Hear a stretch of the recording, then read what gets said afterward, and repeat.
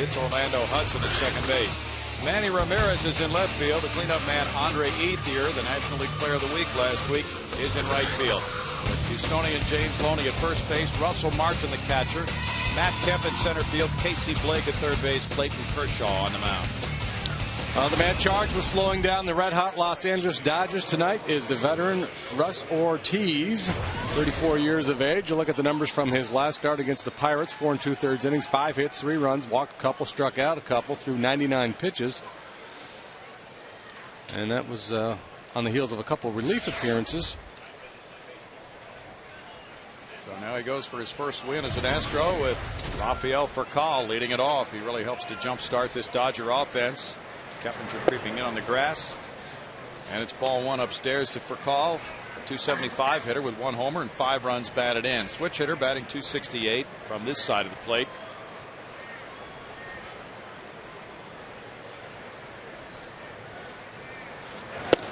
Furcal takes that one, and the count runs to 2 balls, no strikes for Russ Ortiz against the 31-year-old veteran. Furcal limited to 143 at bats with back surgery last year. Infielders shortened up for him. It is 3 balls, no strikes for Russ Ortiz. In Russ's career against the Dodgers, he's won 8. He's lost 9 with a 5.07 ERA. Hudson is on deck. It's 3-1. Ed Montague has home plate tonight. Now Russ, in his prime, worked the top of the zone quite a bit, and not so much anymore.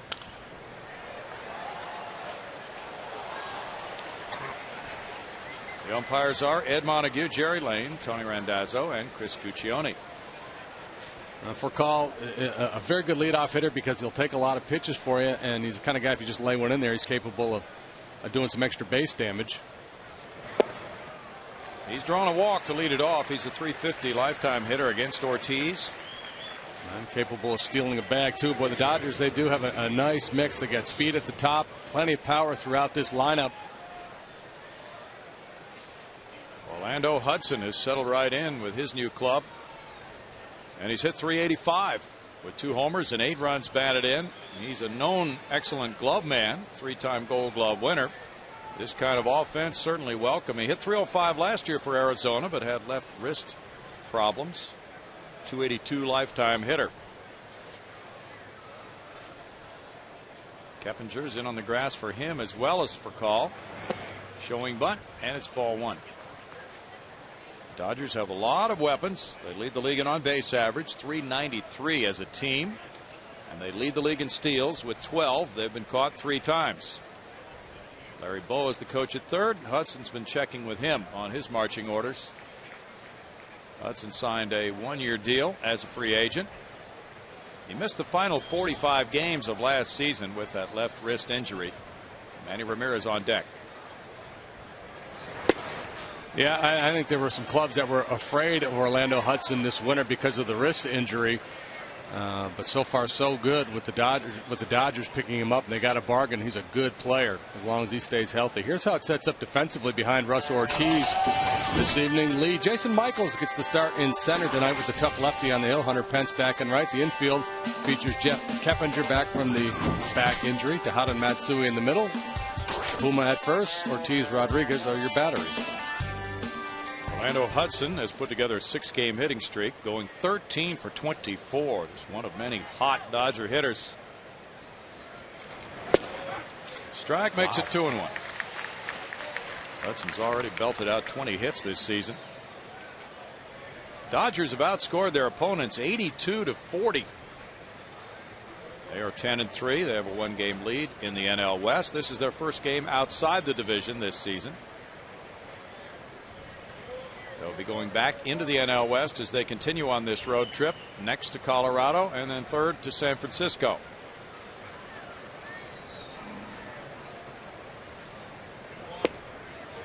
It's 3 balls and a strike for Russ Ortiz.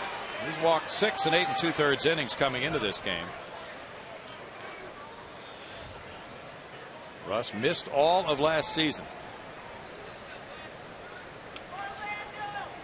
Astros starting pitchers have really been doing a nice job. 4 straight quality starts. Overall, the staff has a 2.16 ERA in the last 6 games.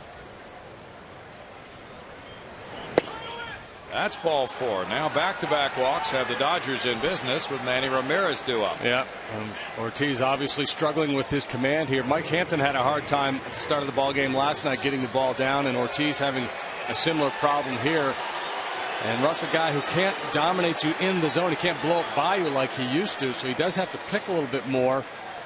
But I think those walks were more of a function of just being out of whack and not so much execution.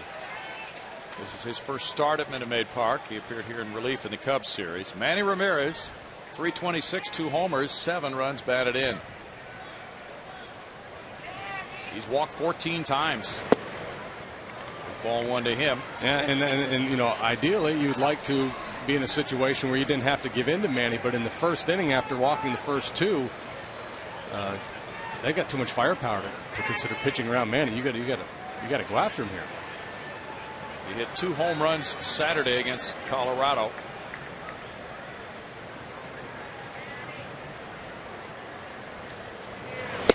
Ramirez takes it. It's 2-0. And when Ramirez joined the Dodgers last year, they took off. The offense really picked up. He hit almost 400 in a Dodger uniform last season. He's tied with Honus Wagner on the all-time RBI list with 1,732 for 19th place.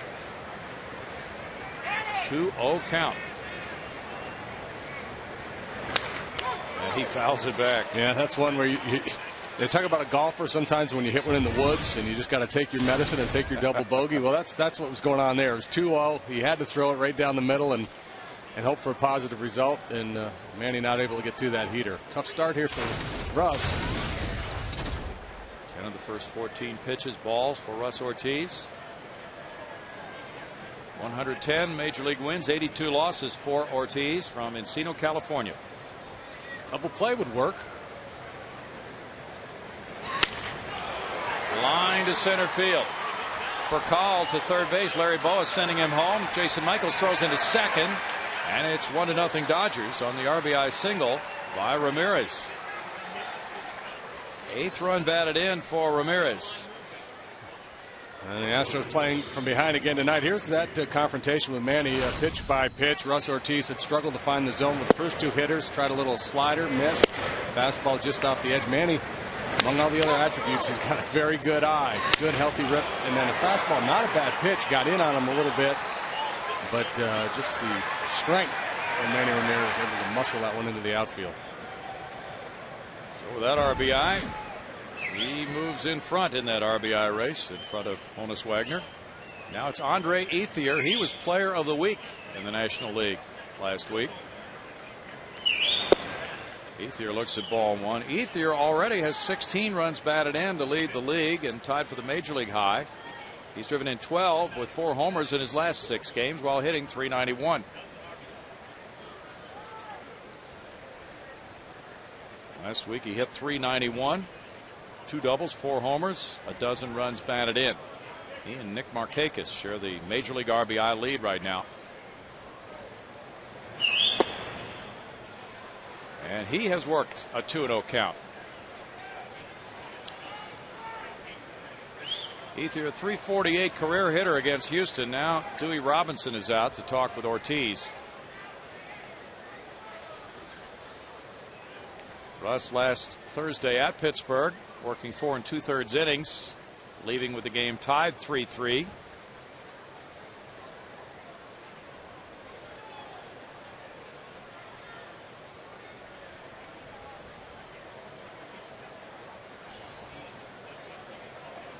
The Astros won the season series last year from the Dodgers 4-3.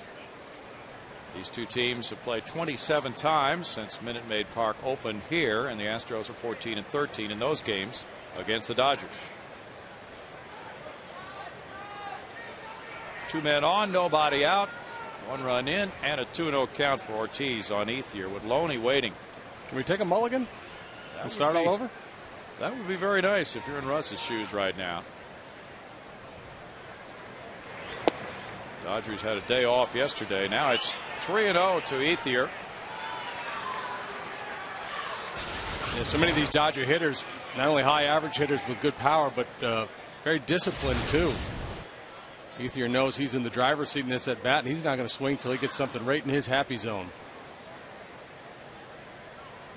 He takes it, and it's 3-1 to Ethier, who went to Arizona State. He's not even going to swing when he gets one in his happy zone.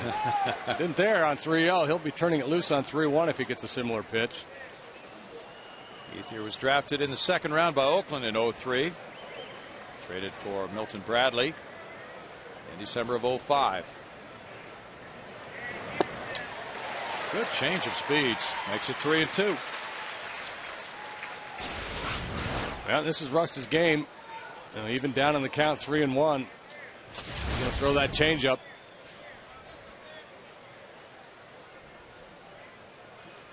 Ethier, one of several Dodgers, just perhaps ready to explode offensively. Runners going, ground ball. Berkman diving.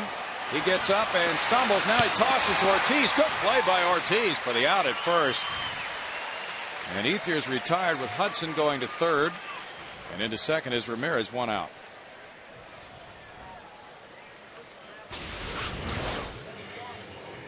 Well, first out of the ball game for Russ, and it wasn't easy. Lance loses his footing as he tries to get up and then has to throw from his knees. Ortiz stays with the play, as does Lance, hanging in there. And I'm guessing that there's some cat calls coming from Ausmus in that Dodger dugout on Puma's way right about now. That's true. James Loney's the batter. One out, runners at second and third. Loney has driven in 9 so far this season. 24-year-old product of Houston. A first-round draft choice at 02. The Dodgers tabbed him with the 19th overall pick. He was a big star at Elkins High School. Hit .509 as a senior.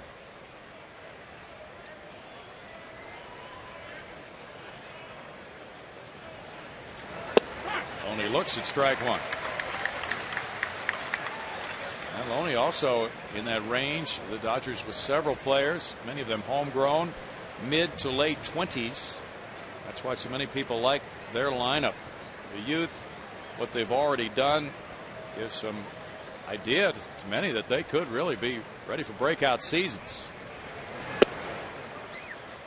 Yeah, they, Ethier, Loney, Matt Kemp, Russell Martin. For Call, he's not a real old guy. No. Been around a long time. But it's, their question, it's kind of ironic because for so many years the Dodgers were such a great pitching club, but that's their question marks lie with that pitching staff. They should score plenty of runs. Loney had a game-winning bases-loaded walk. One out in the ninth. A 5-4 Dodger win against the Giants a few days ago. Has good patience. Fouls it away, and it's 1 ball, 2 strikes. Loney also pitched in high school, and he was 9-1 as a senior with a 1.80 ERA. He drove in 90 last year.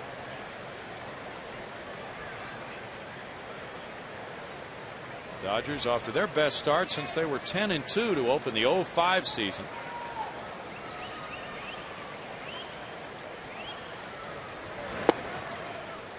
It's 2 balls, 2 strikes. The odd thing about that year was they then went to 12-2, but in 05 they wound up 71-91.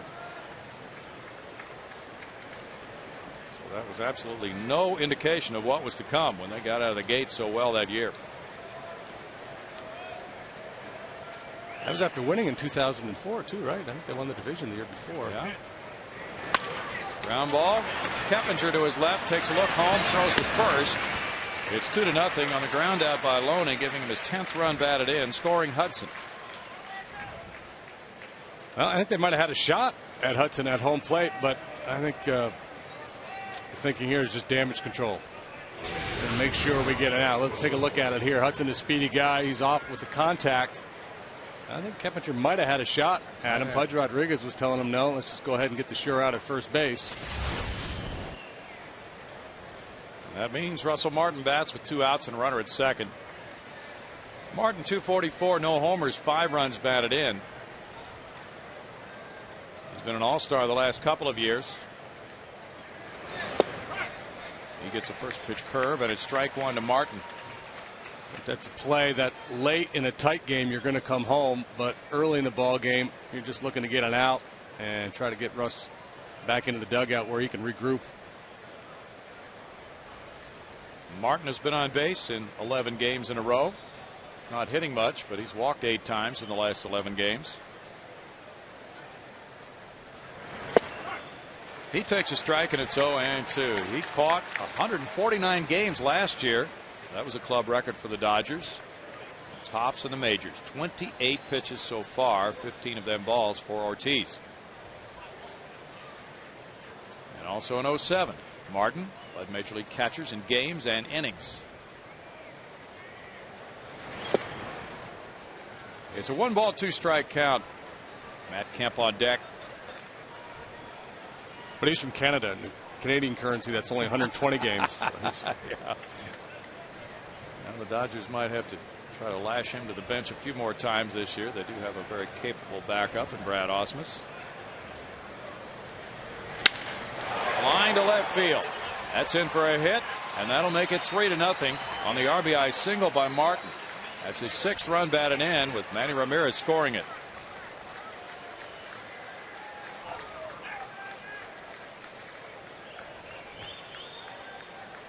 Dodger club entered the game hitting .302 in 13 games. Well, that fastball up, and as I mentioned earlier, Russ used to have a lot of success up like that with his fastball early in his career, but he can't afford to pitch up there very often. And here we are at the 7th hole in the lineup, and their best hitters coming up. Yeah, it's crazy, isn't it? Matt Kemp, 13-game hitting streak. He has 14 runs batted in. Had a big day on Sunday. Yeah, of this core of young players that they have, most of the people I've talked to with the Dodgers think this guy is the one with the greatest upside. Really talented player. 30 home run, 30 stolen base potential. Just 24 years old. On Sunday against Colorado, he hit his 2nd career grand slam and another home run, driving in 5. He goes after that one. It's 0-2. Kemp last year in 606 at bats drove in 76. Struck out 153 times last year. If Joe Torre's center fielder makes better contact, who knows what he could do. Dodgers .393 on base percentage as a team. Yeah, that's like a team full of 4-hole hitters. Just expect to get out of your middle of the order guys. Struck him out with a breaking pitch, but the Dodgers break a scoring ice with 3 first-inning runs on 2 hits. They leave a man. Dodgers 3, Astros coming up.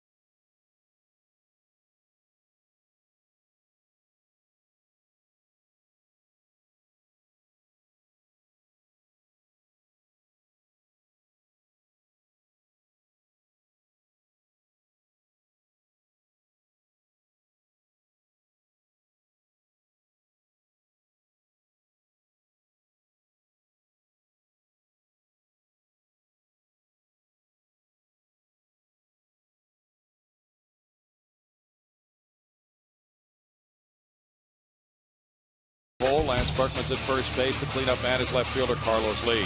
It's Hunter Pence in right field. Jason Michaels in center. Ivan Pudge Rodriguez, the catcher, batting seventh. Jeff Kempich on a 6-game hitting streak, batting eighth at third base, and it's Russ Ortiz on the mound, batting ninth. Clayton Kershaw, 21-year-old left-hander. The sky is the limit for this kid. First-round pick out of Highland Park High School in Dallas, where he had a remarkable schoolboy career. All-time leader in wins there with 38. 12-0 with a 0.77 ERA his senior year. Tremendous strikeout numbers. If he does need his defense, this is how they set up behind him. Manny's in left. He's a liability. Kempton center's got plenty of range. Ethier's got right. Blake for Carl Hudson and Loney in the infield for L.A. They've been very good defensively this year as well. Kershaw on the hill and Russell Martin behind the dish. The Astros setting it up with right-handed batters all the way down against the lefty Kershaw. Kazuo Matsui, the switch hitter. Showing bunt, takes strike one. 219 for Matsui, 1 homer, and 2 runs batted in. Has a 286 on base average in the early going. He really brings the heat. He's got a big hook. 1 ball, 1 strike. And yeah, with that. Japanese audience. Haven't seen them here before. Kaz had a group. It must be them. He had a group out here today, I think. Okay. 1-2. He had missed 5 games with a sore back. Had a pinch hit at bat in the 5th one, and then yesterday moved back into the starting lineup, going 1 for 3. So perhaps his timing is a bit rusty with the action that he missed. It's ironic that he had the sore back because that group was a chiropractic group. Oh, really? Yeah.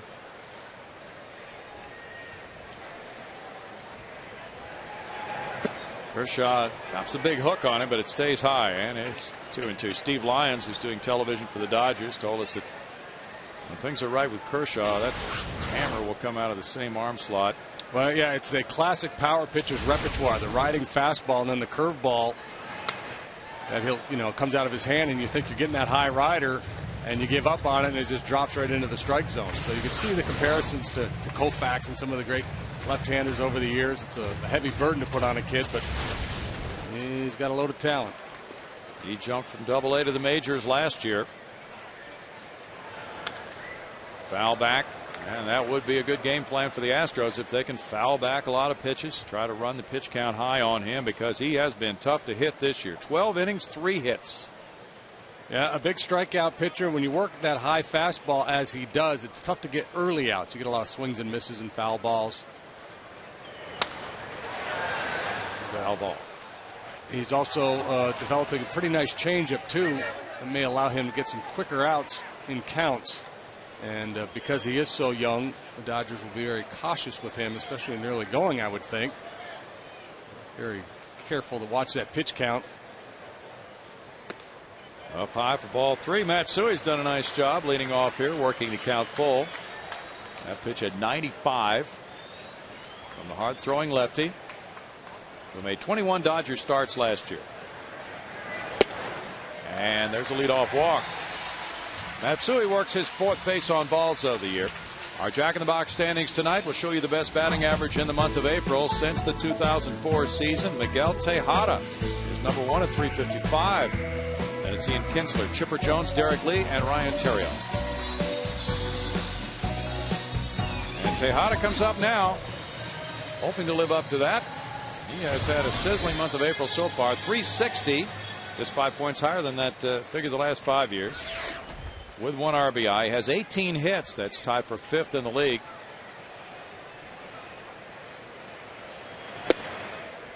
And Tejada looks at ball 1 high. He is 1 for 3 against Kershaw. Kershaw facing the Astros once last season. He got a no decision at Houston, giving up 3 runs in 5 2/3 innings. Could have been the winning pitcher. He left with the lead, but the bullpen didn't hold it. Dave Clark's backing up behind the third base coaching box. Strike makes it 1 ball, 1 strike to Miggy Tejada. Has a .418 on base average. Having a hard time getting the fastball down, so Russell Martin calls for the changeup. That pitch up a little bit, but top of the zone to get the call from Eddie Montague. But it's a good idea by Martin. When a pitcher can't get the fastball down, try the breaking pitch, the changeup, just to change the thinking a little bit. Runner going, ground ball to shortstop for Kyle. Has no play at second. Takes the out at first. One out with Matsui moving to second base. And the Astros stayed away from the double play with the runner moving. Yeah, if he's not going, that's an easy double play. Lance Berkman with a .205 average, 3 homers, 7 runs batted in. Has walked a dozen times. He hit a home run yesterday on a curveball from Bronson Arroyo in the 6th inning. And then Carlos Lee followed 2 pitches later to make it back-to-back homers. The Astros grabbed the lead at that point 3-2, but they lost 4-3. Here's a look at the home run just a few hours ago. He's got a couple from the right side and here from the left side off Bronson Arroyo into that second deck on a breaking pitch, and Carlos Lee followed up with one of his own, and things were looking rosy for a little while. Yeah, they were. That was number 291 in Lance's career, tying him with Craig Biggio for the number 2 all-time spot for Houston. With men on base, he's hit .304. Base is empty, .095.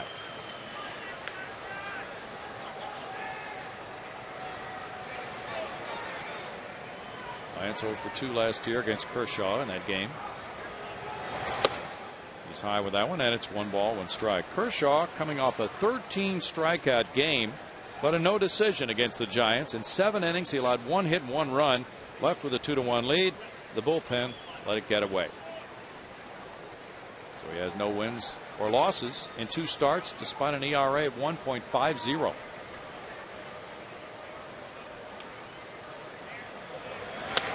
Yeah, it will be interesting if the Dodger bullpen were to struggle, and as this season goes along, Joe Torre could be faced with some tough decisions. You know, for guys like Kershaw and Billingsley, another youngster with great stuff. You know, you get up against that pitch count, and you think you need to get them out of there to protect their arms, but you also probably feel when they're pitching the way Kershaw was last time out that they're your best option to continue to shut down the opposition. Dodger rotation so far 7-2 with a 3.13 collective ERA. Into left field. Matsui is being sent home by Dave Clark. No throw by Manny. 3-1 on the RBI single by Berkman. His 8th run batted in.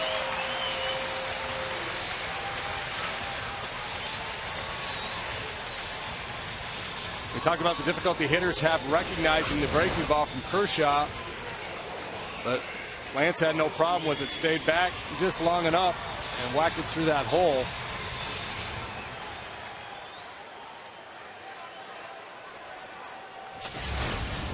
Now Berkman on. Carlos Lee batting. Lee takes strike 1. He hit a line drive homer, wrapped it around the foul pole yesterday. His 2nd home run of the year. He's driven in 8 with a .244 average. Carlos also hit a deep drive caught at the wall in right field, his first time up yesterday. Berkman draws a throw. Lee's hitting .244 this month. His lowest career batting average is in April. .266 lifetime hitter for the first month of the year. Strike makes it 0-2 with Hunter Pence on deck. Beautiful evening.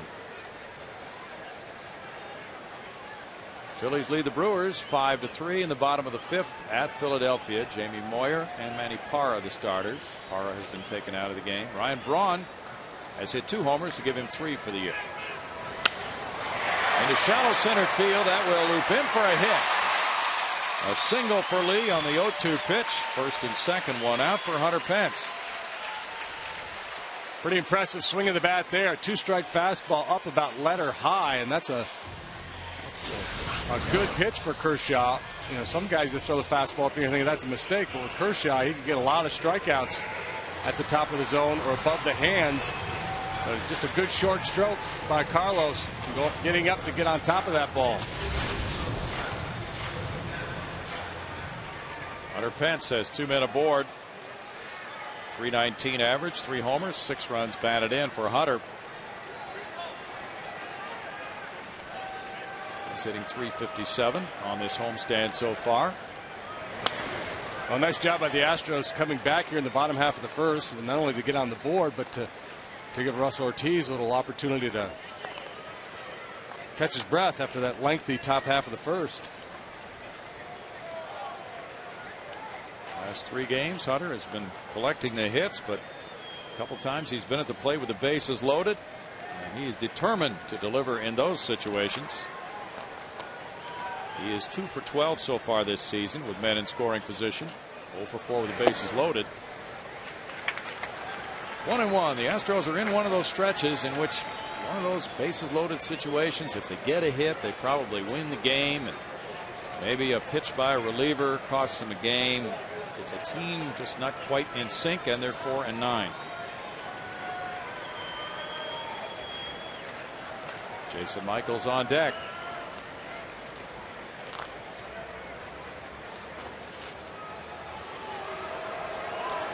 Only one team has scored fewer runs than the Astros in the National League.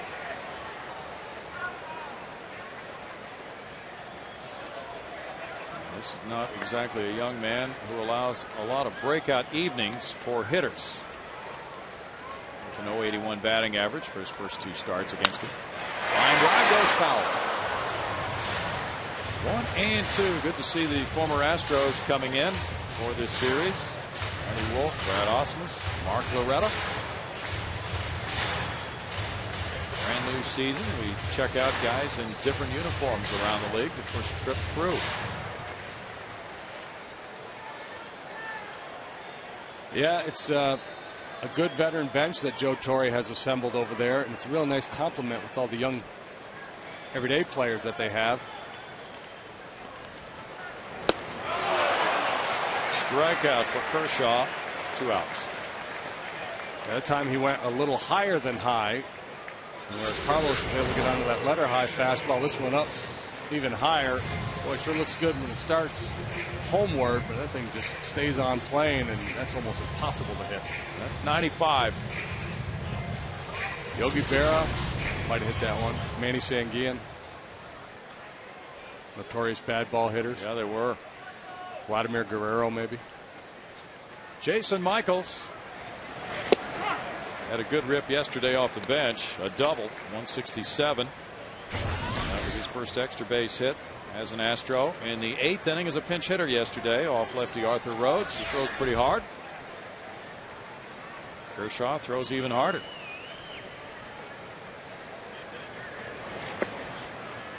Jason remembered facing him last year, and he went 1 for 2 against the young lefty last season. Astros with their all right-handed hitting lineup, with Michael Bourne getting a rest. Jeff Blum on the bench tonight, switch hitter. Foul back, and it's 1 ball and 2 strikes. Worked out well that Jeff Keppinger recovered from his back problems in time to face Kershaw and Wolf in back-to-back games tonight and tomorrow night.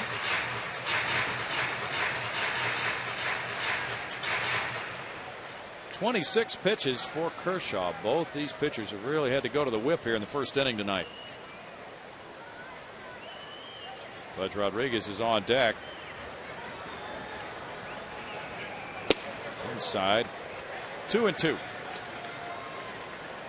Of the various components to the Dodger ball club, people who follow them seem to be looking at the starting rotation and wondering if maybe they will add a component to that part of the team somewhere down the line this season. Pretty young rotation. Yeah, you know, they've got $27 million plus worth of pitching on the DL right now. Jason Schmidt, who hasn't pitched in a while now, I don't really think they're counting on him, maybe keeping their fingers crossed that he can come back and contribute at some point. Hiroki Kuroda, the opening day starters on the DL. He's a pretty important piece. Yes, he is. Brad Ausmus, of course, has worked with a lot of great pitchers. Yet to be determined how great this staff will be this year. James McDonald, a youngster, is the number 5 starter right now. They opened the season with their AAA club having over 400 major league wins in that rotation. Who's down there? Well, there was Ramon Schmidt. Martinez. there was Schmidt. There was Sean Estes. Runners are going, and it's foul back. 3 balls, 2 strikes with 2 outs. Speaking of Martinez, they may take a run at Pedro. Well, that's been in the rumor mill that they might be after him. Eric Milton and Eric Stultz is on the disabled list right now. Also Jeff Weaver, JD. So that's a oh really? I didn't know they had him. Well-worn rotation at AAA for them. 3-2, runners moving, and it's a foul ball. A lot of first inning action here and a lot of pitches thrown. That's number 30 for Kershaw. We're going to keep you up late tonight, folks. That's a lot of work here by these pitchers in the first inning.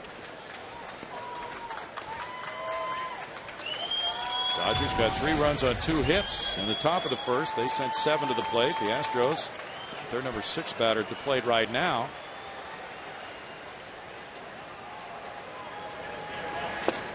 And a strikeout ends it for Houston with 1 run scoring, 2 hits, 2 men stranded.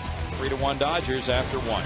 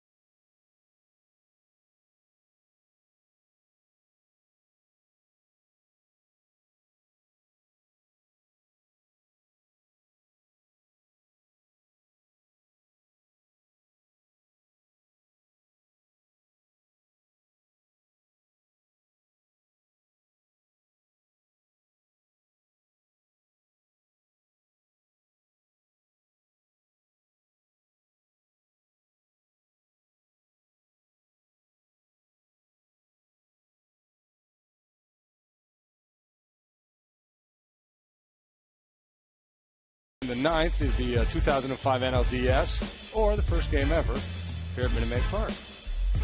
It's the Bronx Bombers, and that was Darrell Ward. Yeah. Jeff Bagwell with a hit up the middle. Yeah, Baggy with that power goatee working. Haven't seen that in a while on any highlights. Casey Blake, the number 8 hitter, with some good pop.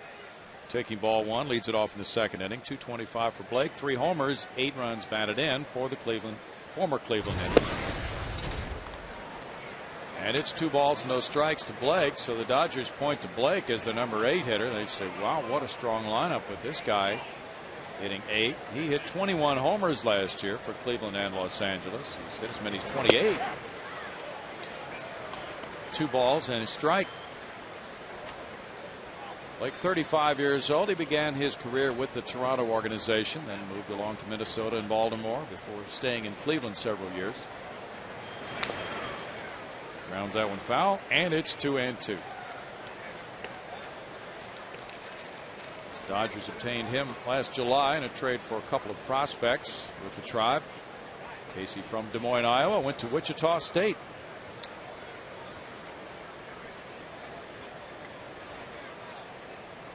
He's driven in 6 in his last 8 games.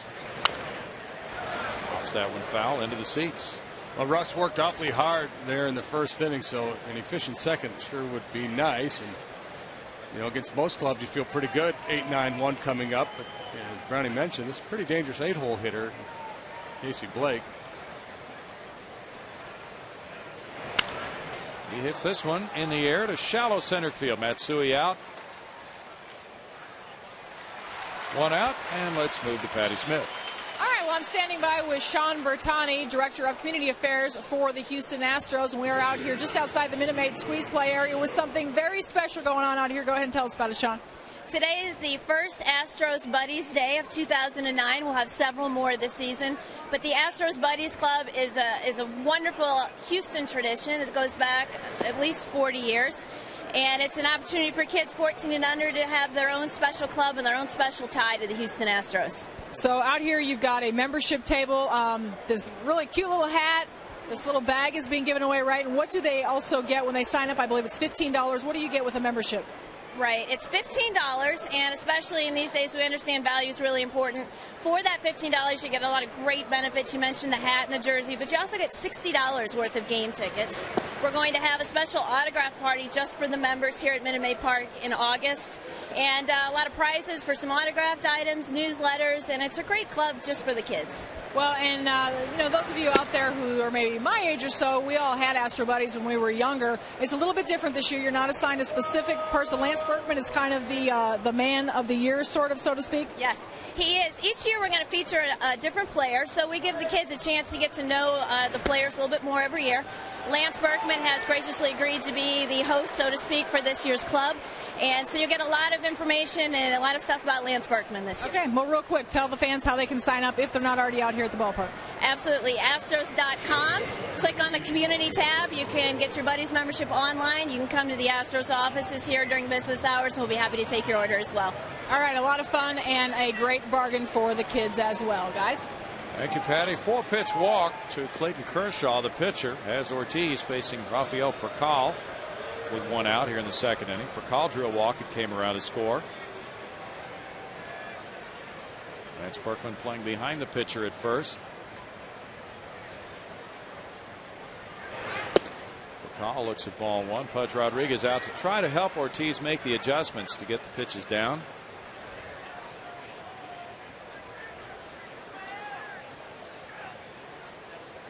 Russ's career at Minute Maid Park, he's 4-0 with a 4.54 ERA, just trying to hang in there and throw a higher percentage of strikes. Yeah, sometimes a catcher will go out there with a mechanical tip. This to me looks more like a pep talk. You know, Russ obviously struggling with his control mightily in the first inning. Now he walks the opposing pitcher, and I think Pudge just out there kind of, come on, man, you can do this. Don't let this game get away. Call with a 1-0 count. He's a very fine offensive and defensive shortstop. He looks at a strike to even the count at 1-1. Call spending many years with the Atlanta Braves before the Dodgers signed him to his first free agent deal, a 3-year deal in December of 2005, and then he signed another 3-year deal with the Dodgers last December. Braves thought they were going to get him back. Yeah, they did. 1-2. Braves thought they were going to get him, and then they thought they were going to get Ken Griffey Jr. as well. Disappointing offseason for them.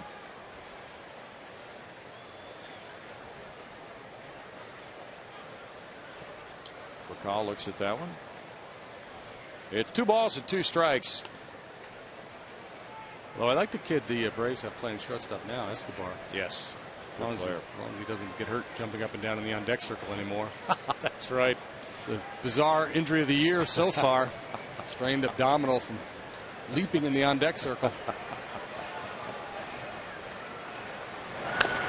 Grounded foul. Yeah, we have seen him do that.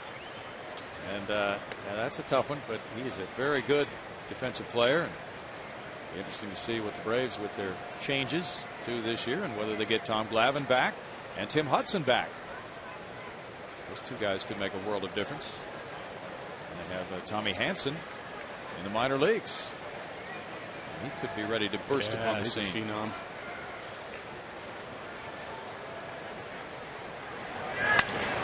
Broken bat roller. Keppinger comes after it, throws to first, and gets the out on for call.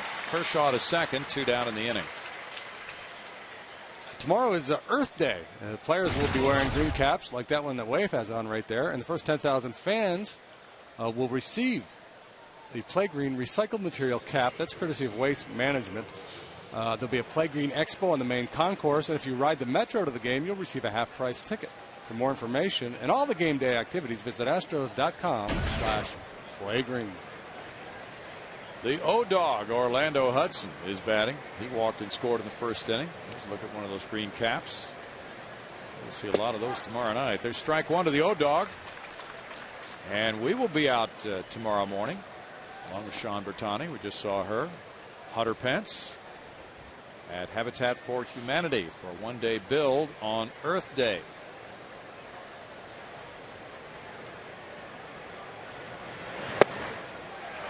No balls and 2 strikes.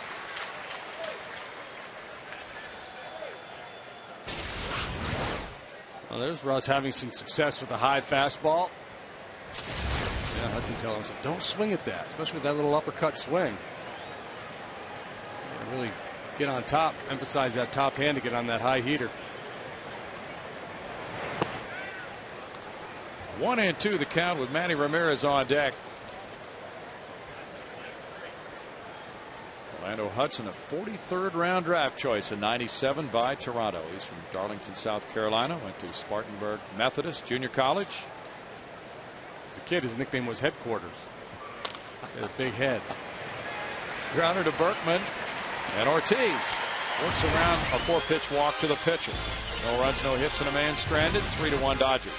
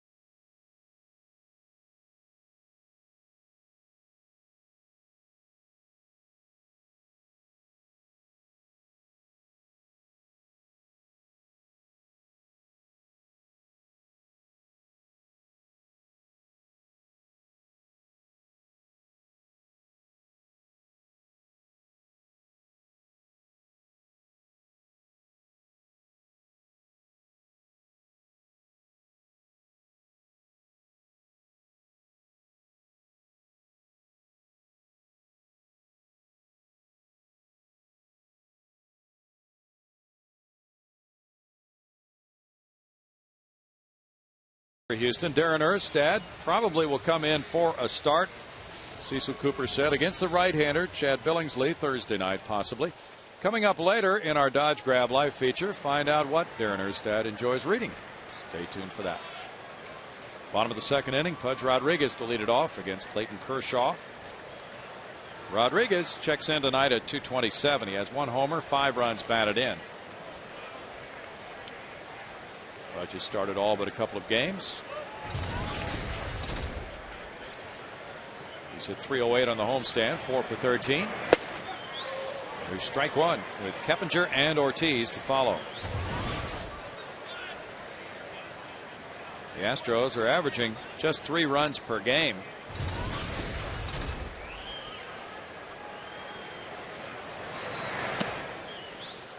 It's a 1-1 count, and expecting every night to be a breakout night for their offense.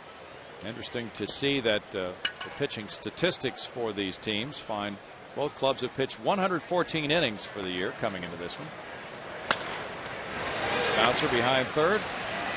Casey Blake, 1 out. The Dodgers had allowed only 80 hits in their 114 innings to the Astros 121. Batting average against the Dodgers staff is 200 compared to 281 against the Astros staff for the season so far. Well, the Dodgers, a good pitcher's ballpark out there at Dodger Stadium, but obviously they've performed quite well. They've scored the most runs in the league, and they've given up the fewest. That formula usually works. Yes, it does. Jeff Keppinger takes strike one. He's hit in all 6 games as an Astro. 467, 1 homer, 2 runs batted in, 2 doubles and a triple for a .933 slugging percentage. Broken bat. It goes out to Blake. Blake throws to first. 2 outs. And a little bit of a mishandle there by Blake, and he recovered just in time. So welcome back, Kep. You got a shattered bat in your first AB. Another one. Got his game-winning hit on a shattered bat. Blake found the handle on it. 2 outs. Kershaw from, as I mentioned earlier, Highland Park High School up in Dallas. That's where Chris Young, big righty for the Padres, played there. Doak Walker went to Highland Park High School, and Bobby Lane, and also Matthew Stafford, the quarterback at Georgia. That's he's supposed to be the first pick in the draft, isn't he? Yeah. Did you see him break those plates on that late night talk show? I did not. Ball 1 to Russ Ortiz. Russ got a hit and drove in a run to tie the game his last time out. 207, 6 homers, 48 runs batted in. That was his 100th career hit. 1-1. Yeah, he was on one of the late night talk shows, and the host was throwing large dishes in the air, and Stafford was shattering them with footballs. Wow. Quite impressive. 1 ball and 2 strikes the count. I'm not sure what that means for his NFL draft positioning, but it was fun to watch. Take that with the Wonderlic and a test, and then how many plates he breaks will determine his draft order. 2 balls and 2 strikes. The count for Clayton Kershaw. His curveball is clocked at 73. Pretty big difference between fastball and curve and velocity. Foul back. Well, that's a pretty good hitting pitcher. I'll give you a battle.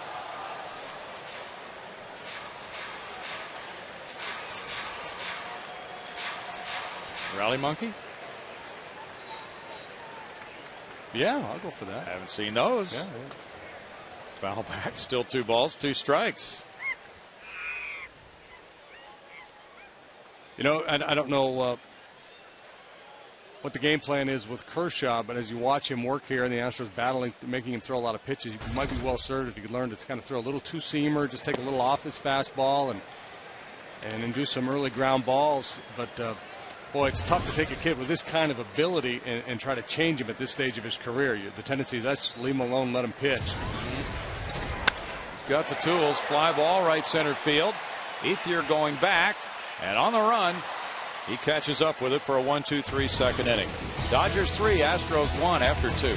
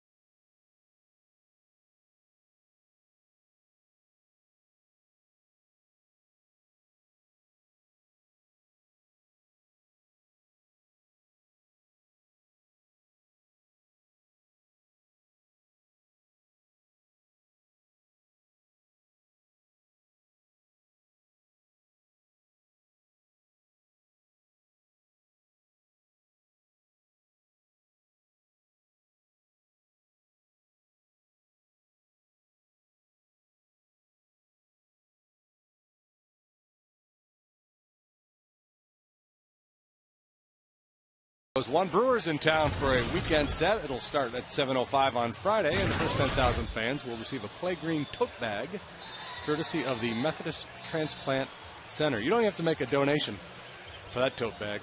After the game, fireworks presented by Marathon Oil. The weather will be good, I promise. Astros.com, 1-877-9-ASTROS would be the phone number. Well, last Friday we thought those fireworks were going to happen, and the rain came along, and they didn't happen, so that weather permitting, but it will be permitting. JD has guaranteed it for this Friday.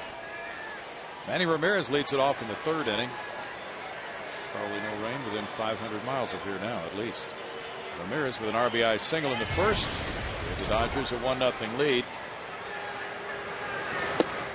Russ Ortiz, that one slipped out of his hand a little bit, it appeared, and he's behind 1-0. Russ trying for his first major league win since April 20th. Of 2007 against Arizona.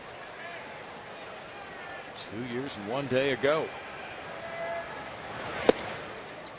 Now it's 2 balls, no strikes. And he's at 55 pitches already in this game. One of Russ's former teams, the Braves, leads the Nationals 3-1 in the last of the third. It's easier to say from up here than it is to do from 60 feet 6 inches away. But with Manny Ramirez, I think you have to approach him kind of like Baggy. You're not going to get him to chase early. So you might as well take a shot. Try to get ahead as opposed to nibbling early and then putting him in a count where he can just sit dead red and take his whacks at you.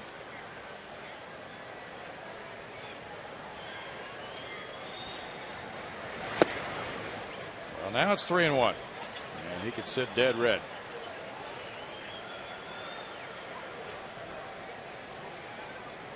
Well, Russ likes to cut that fastball, so maybe a little cutter towards the outside third, try to get him down off the end of the bat.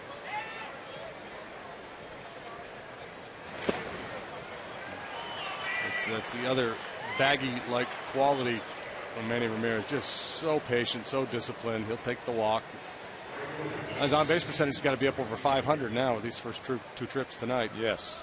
It was 491 to start the game. He's been on both times. That's the 4th walk of the game for Ortiz. And it's Andre Ethier. Grounded out on that diving play by Berkman to Ortiz covering. It's like Mark Bailey might be heading towards that bullpen phone. Maybe they're going to get somebody cranking out there.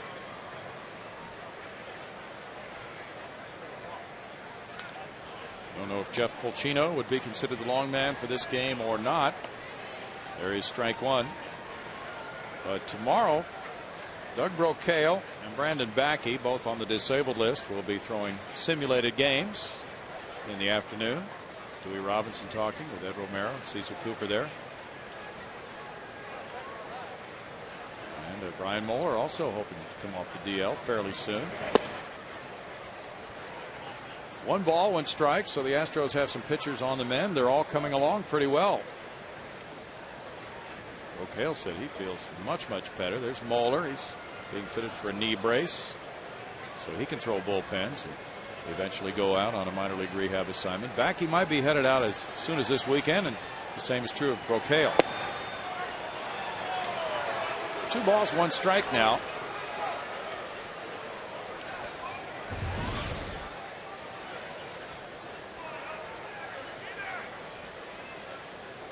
There's the ratio, and it's not good for Russ Ortiz.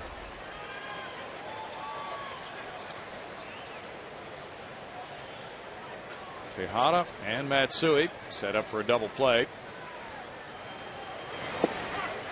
Strike 2-2, and the outfielders really have to be patient tonight, and they really have to try to maintain their concentration with that mix of strikes and balls for Russ Ortiz. Yeah, plus Russ is a pretty deliberate worker anyway. Takes a lot of time between pitches, so that puts a little extra pressure on the players behind him. The umpires too, for that matter. Concentration tends to waver a little bit. Ethier, it's a double play ball. Matsui flipping. Tejada takes his time. 4-6-3.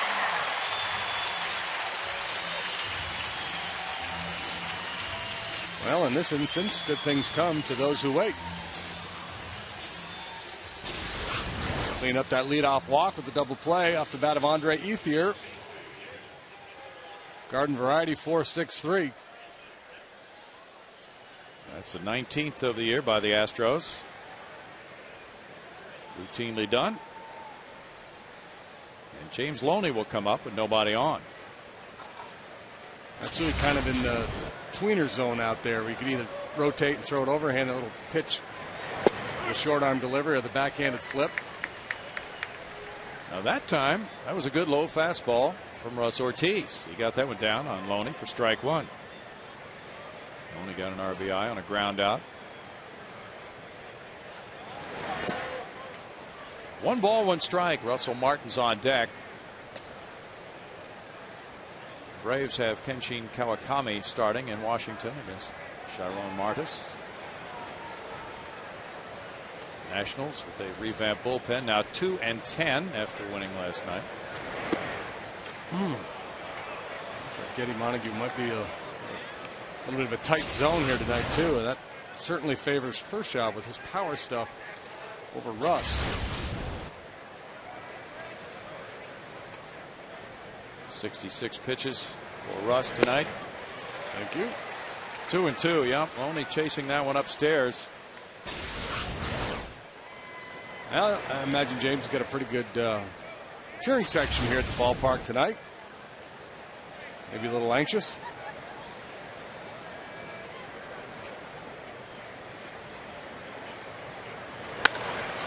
He rips this one out to right field. Hunter Pence, though, has it measured for out number 3. No runs, no hits, nobody left. It's 3-1 Dodgers in the middle of the third.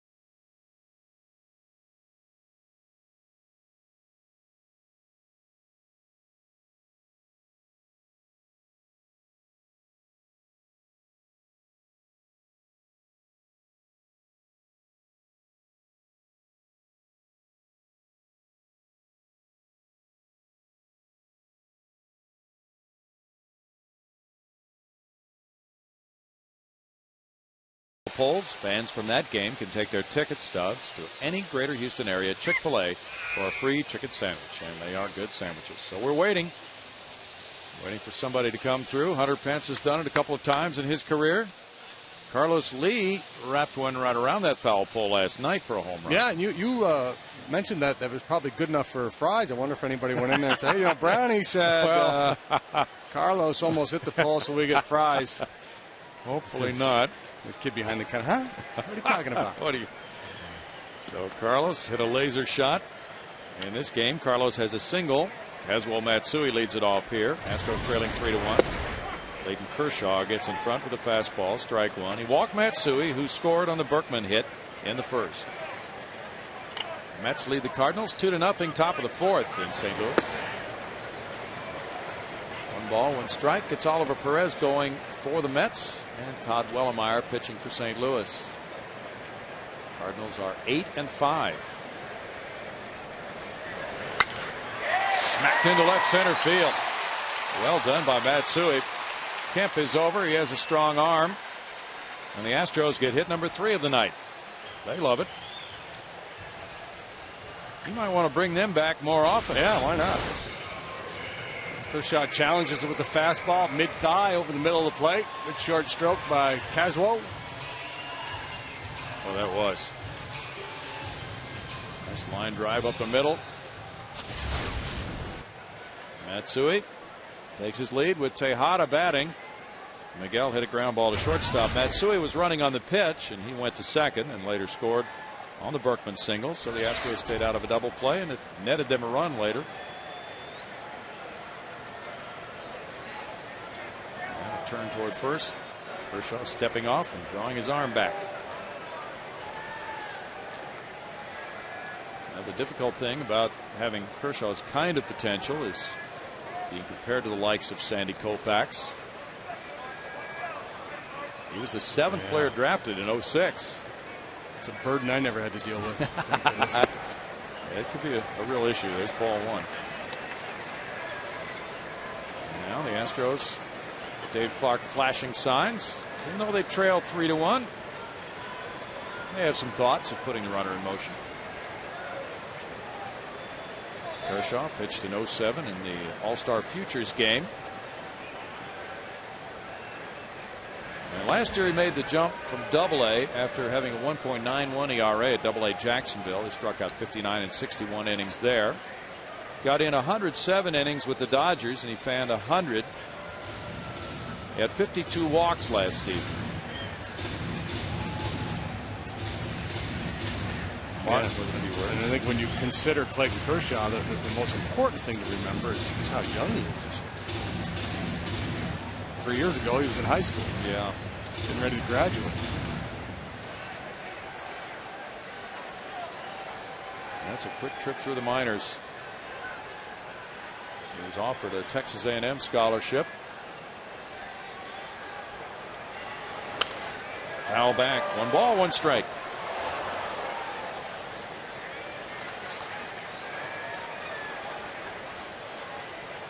Cubs lead Cincinnati 2-1. They've played 3 at Wrigley.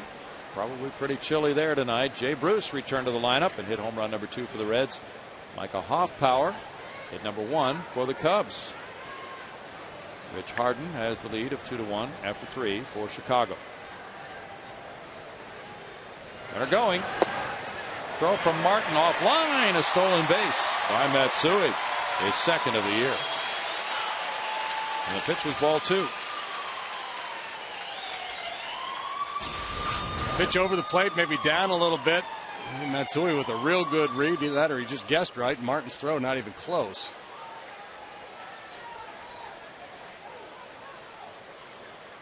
Hudson blocked it from going to the outfield. Now Matsui, after his 2nd steal of the year, in scoring position with a 2-1 count for Tejada and Berkman on deck.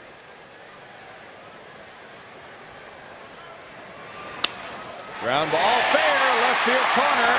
It goes all the way into the corner to score the run. Matsui to make it 3-2. RBI double for Tejada. That's his 3rd 2-base hit of the year. RBI number 2.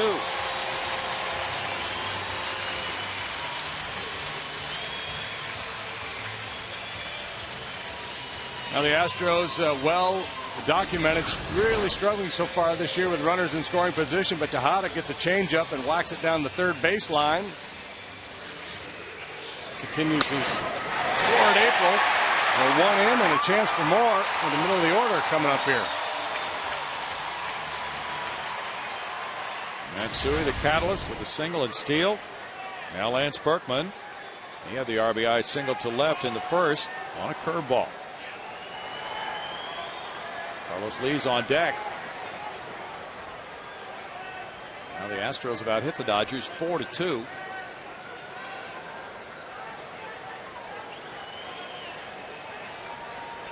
204 for the season, but tonight the Astros 2 for 4 with runners in scoring position. There's ball 1. Somebody's been doing a lot of research on Lance, including this season. Lance has started slowly in the last 4 odd-numbered years, all through 13 games. In 2003, he was hitting .229 through 13 games. In 05, 196. In 07, 190. And 205 coming into this one after the first 13 games of the season. That's odd. It's not particularly meaningful, but it's a baseball stat. 2 balls and no strikes. So somebody has way too much time on their hands. But you can see the fantasy players going, I'm Berkman, yeah, even year, I'm going to take him in the first round. Odd years, I'm going to wait a little bit. I'm going to pick him up in late April. In odd numbered years only. That little 2-0 changeup from the youngster. 2 balls, 1 strike. That's a quality changeup, and what makes it even better is the changeup is the pitch that got hit by Tejada. So you can see where he might be a little gun shy. Got to trust that stuff, and he certainly did. Commit to the pitch and execute. That was a dandy. 2-1 is fouled away. Count is even with Carlos Lee on deck.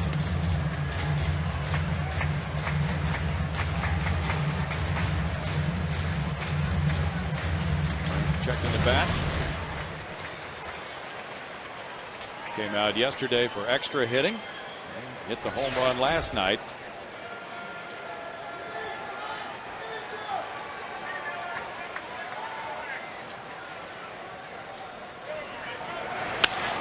Fly ball.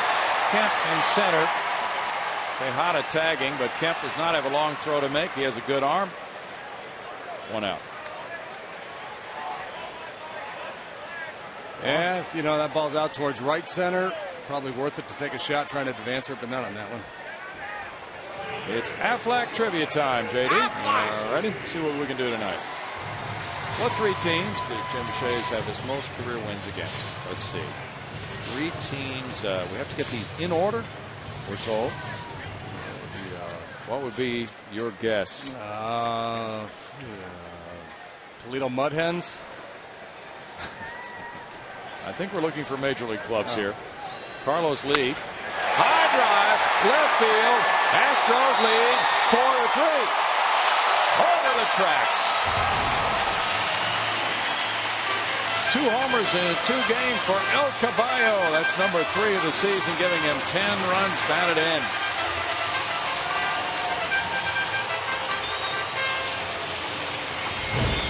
Well, the young lefty had come into this game having allowed just 3 hits total in his first 2 starts, but the Astros get some pretty good whacks at him here.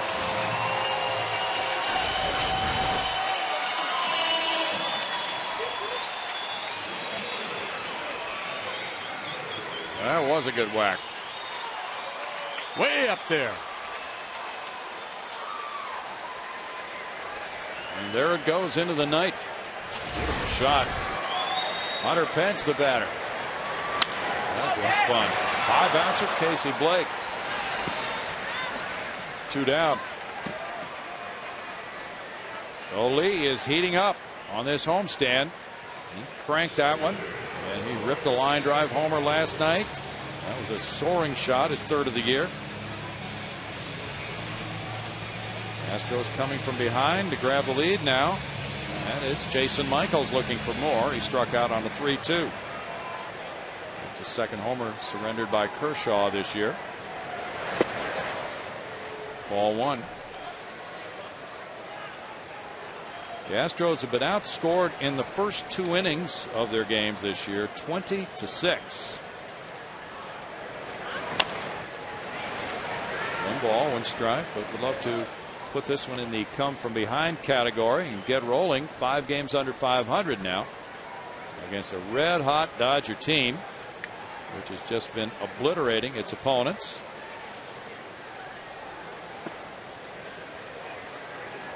It's 2-1.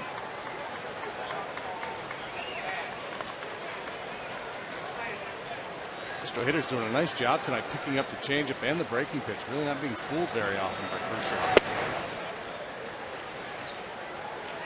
Now 3 balls and a strike. As usual, the videotapes of Kershaw's recent games were playing in the Astros clubhouse, so the hitters can watch those as they get ready to come out before batting practice. Ball 4 to Michaels. 2nd walk for Kershaw. And some of the players will watch a lot of video, some very little, if any, and they're looking for, just how does he go after hitters? What do his pitches look like? What's the break on the curveball? But, also, what does he throw in certain counts? And looking for a little, like a poker player, looking for a tell, too. See if he tips anything. Does he fan his glove a little bit when he gets his changeup grip? Sometimes pitcher from the stretch position will set a little higher when he's throwing a breaking pitch versus a fastball. They're kind of cut out to the mound. He was a left-hander of a different sort than Clayton Kershaw. Got a lot of ground ball outs. 2 2/3 innings, 5 hits, 4 runs. And he's walked 2 and fanned 2. There's a little glitch in that computer program. It's really all of the runs have been earned. For some reason it doesn't update that until the inning is over. Pudge Rodriguez grounded out to third earlier. Pick off at first. Michaels taking off. Throw from Loney to Fakal. And he is out for the third out in the third inning. But it's a Matsui single, a steal, a Tejada RBI double. Then with 1 out, Carlos Lee puts one way out into left field. Home run number 3 of the year to give the Astros the lead 4-3.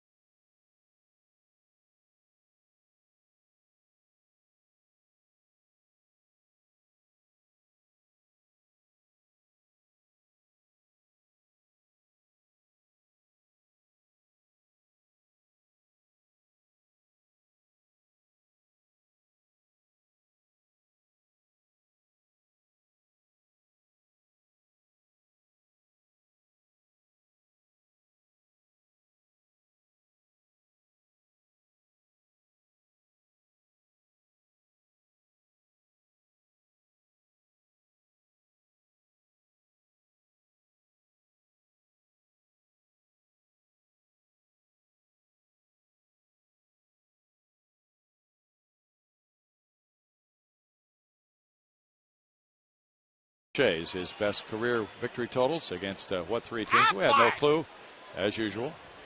The Dodgers with 11, Braves with 10, and the Cardinals with 9. Oh, yay me. We're 8-1 in Houston against the Dodgers. Strike 1 to Russell Martin here in the 4th inning. An important inning for Russ Ortiz now that the Astros have given him the lead. He's allowed 2 hits, but he's walked 4. And he's thrown 69 pitches. It's 1 ball and 1 strike. Ortiz due up third in the bottom of the inning.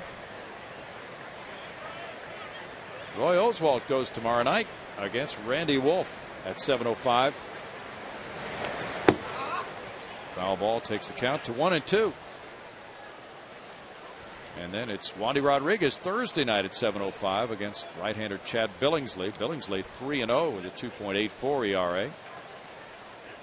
The Milwaukee Brewers finish out the homestand Friday night at 7:05. Felipe Paulino and Giovanni Gallardo.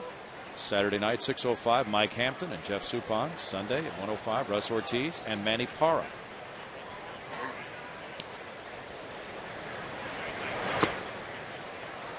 Two balls and 2 strikes.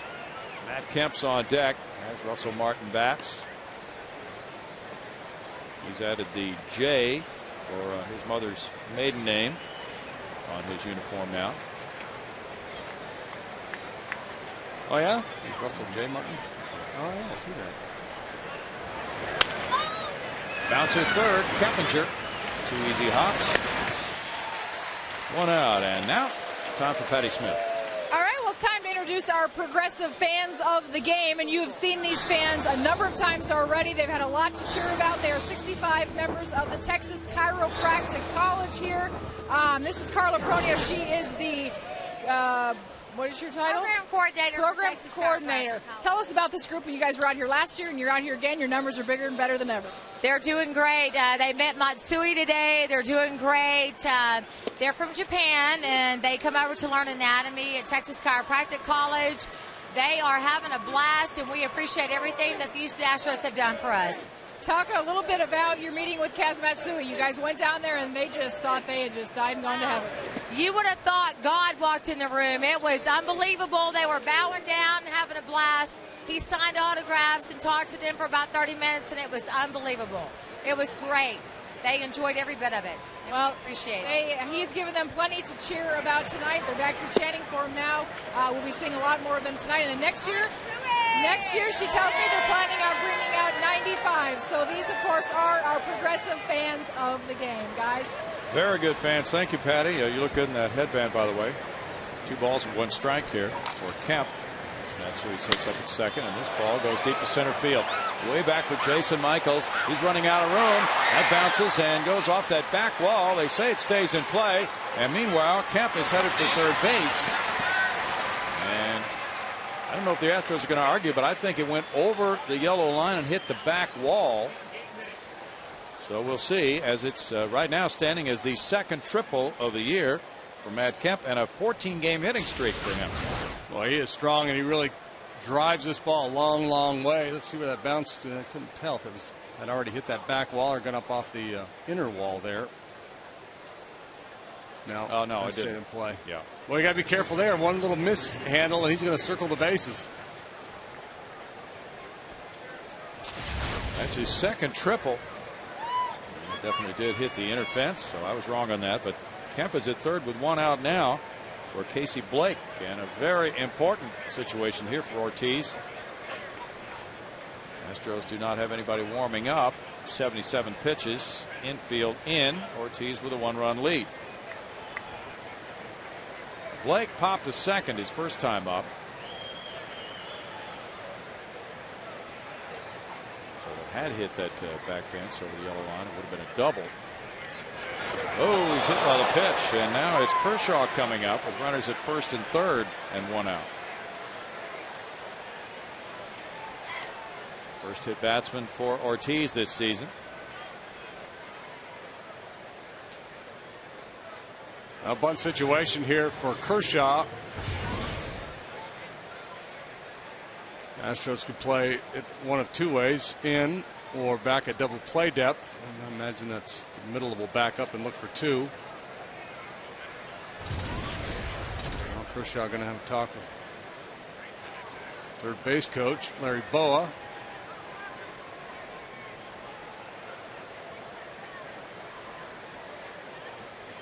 I'm guessing this is hey, let's not get too fancy here. Let's just go ahead, square around, and get a bunt down and give Furcal a chance to drive in too.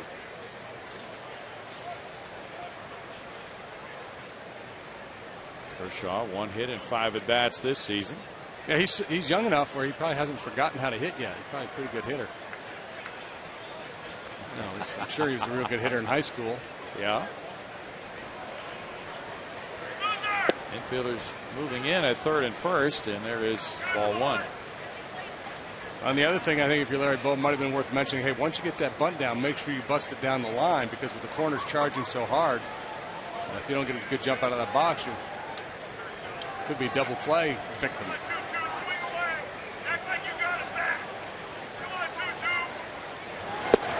He bunted through it. 1 ball and 1 strike. With Keppinger coming so hard from third base, that allows Kemp to follow him down the line and give him a real good opportunity to score on a bunt.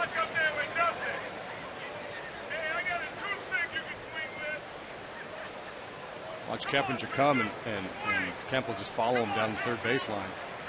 Kepinger's looking over at him now as they both come in together, and it's bunted out in front of the dish. Rodriguez to second for the force play there. And Kemp holds at third. So now Runners at first and third, and 2 outs on a strong arm of Pudge Rodriguez because the bunt did not get very far in front of the plate. If he gets that ball out away from Pudge, he's going to have a successful sacrifice and really put the Astros in a tough position with Kemp coming down that third baseline, but just dies out in front of home plate, and Pudge jumps all over it.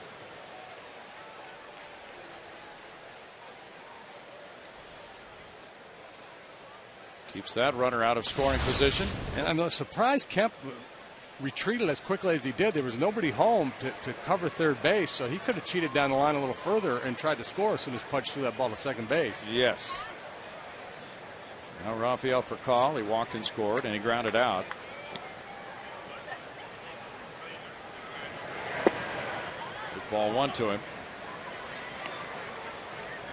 Ortiz due up third in the bottom half, and the Astros trying to give him as much rope as they can tonight. He's 82 pitches into this game. He went 4 2/3 in his last start.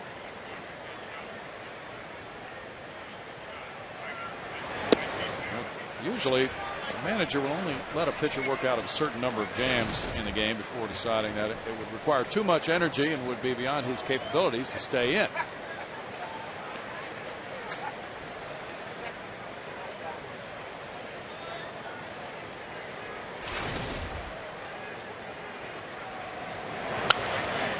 Back, and it's 2 balls, 1 strike. Well, the other overriding factor is it would really be great to get him a win, which helps in his mind probably to establish him in this starting rotation after missing all of last year. Yeah, it really would. Of course, the way things are going for the club, you kind of have to make that a secondary priority and find any way to get a win. I think Coop doesn't care if Stretch Suba were the winning pitcher tonight. Now it's 3-1, and Hudson's on deck. There has not been anybody warming up in the Houston bullpen. I wonder about the availability of Chris Sampson. He was not available last night, we were told after the game. There's Sub. Get Sub up. Stretch Suba undefeated in more than 30 years. Foul back, and it's full count now for call. Hey, Rick Monday make a play on that ball? He's made a lot of plays. Charlie Steiner? Charlie might be on the floor. Charlie would be on the floor, you're right. Rick Monday was asked by me before the game, does this Dodger club remind you of the type of lineup on some of your teams when you played for the Dodgers? He said, well, they're capable. Somebody apparently muffed that one over there in the Dodger radio booth. 3 balls, 2 strikes, 2 outs. Kershaw ready at first to take off. And it's a chopper over the mound. Matsui gets the out at second. He barely beat Kershaw, who was sliding, who had taken off on the pitch. A quick beat of Matsui ends the top of the 4th inning. Barely beat Kershaw. 4-3 Houston.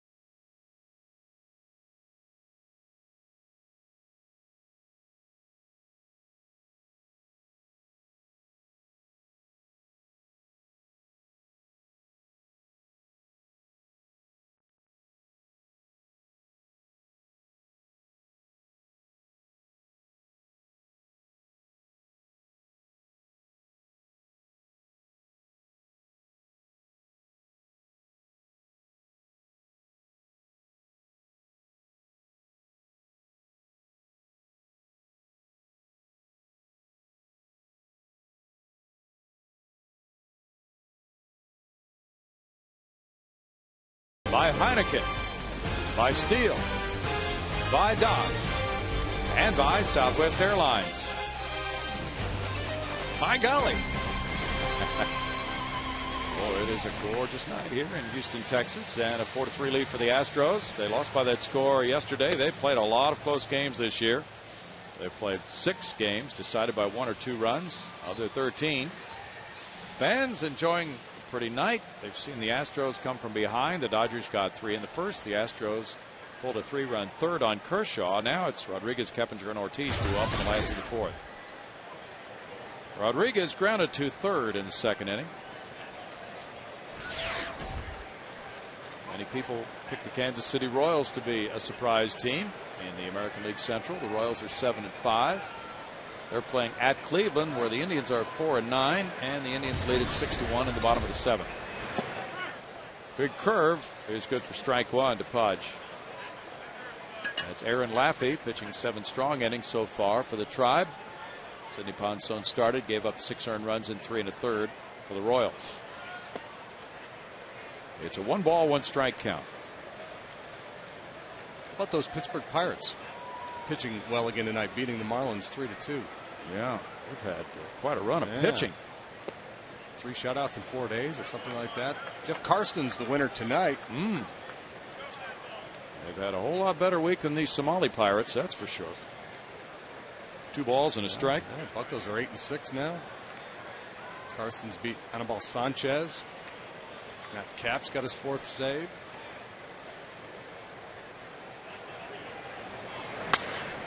A shot into right field. Pudge just takes it that way sharply. And the Astros are on the board with another hit. They're 6th.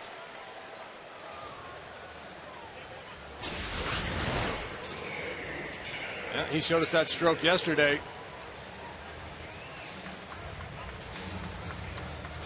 Good solid approach. Bad news out of Pittsburgh, though. Ryan Domit, their fine young catcher, is going to have a wrist surgery, so he'll be out for a while, I would assume. Their backup is a rookie, Jason Jaramillo. Jeff Keppinger grounded to third on a broken bat back in the 2nd inning. Russell Martin stops it there, ball 1. A lot of his curveballs have kind of been rolling up there tonight, just kind of slowly. I think that's the one he tries to drop in. That one, that was a swing and a miss curveball he just threw there. That one had a lot better bite.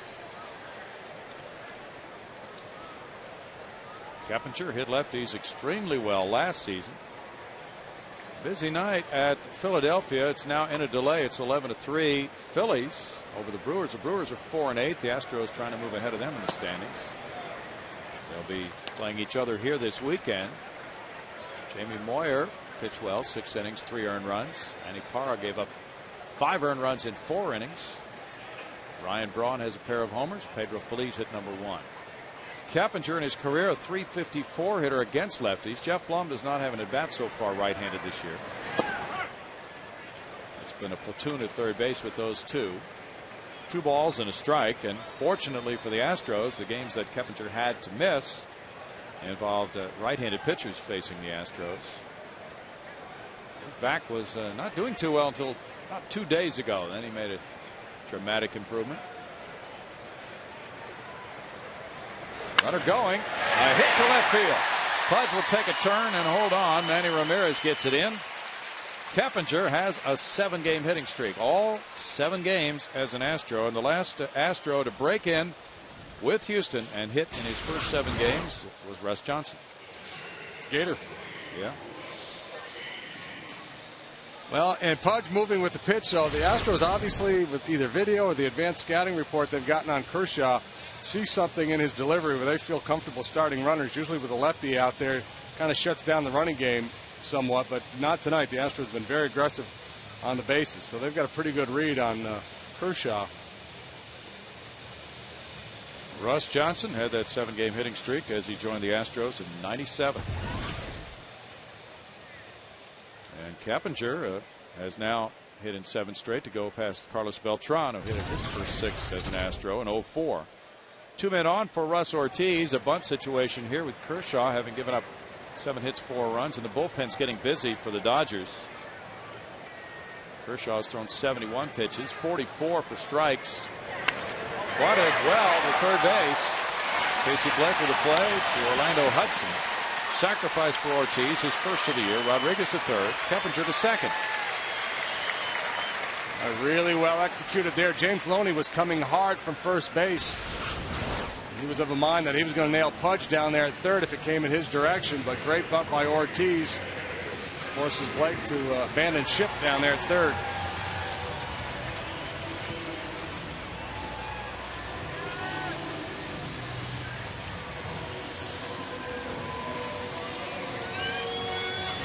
Rodriguez moving over to third. Keppinger to second.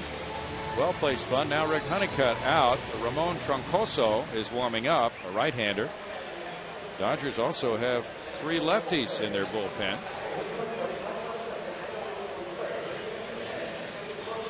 Join the Astros as we celebrate our 10th season here at Minute Maid Park, and check out the 10-game flex plan presented by Papa John's. With this plan, you get to choose the 10 games you want to see. Well, that's a good deal. This plan is perfect for every fan, as you can customize it to fit your schedule. Call 1-800-ASTROS-2 or log on to Astros.com. Plan starting as low as $70. 10 ball games, that's a good deal. Yes, it is. There are a lot of good deals around this ballpark this year. What was it Ken Hoffman wrote about today? Well, yeah, I want to try the chili fries. Yeah, burger. Yeah, the Cajun burger. Cajun burger. Runners at second and third now, 1 out. Kazuo Matsui has scored 2 runs after walking and singling, and he stole a base after his single. Now he's trying to drive in a couple. The first base open, and the blistering fastball misses for ball 1.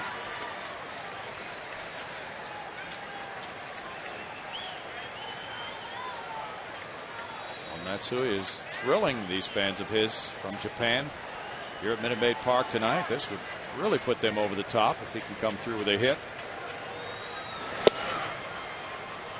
1 ball and 1 strike.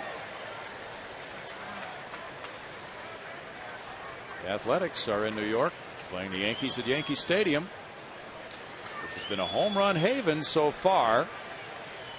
Yankees tonight keeping Oakland down, leading 5-3, top of the 8th.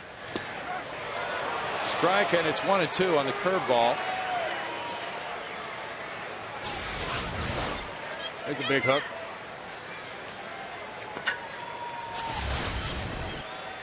Yellow hammer, Uncle Charlie. Yeah. Andy Pettitte started for the Yankees, 7 innings, 2 earned runs. And did he check his swing? He did. Jerry Lane with a call. 2-2. Kind of losing his balance there as he held back, swinging.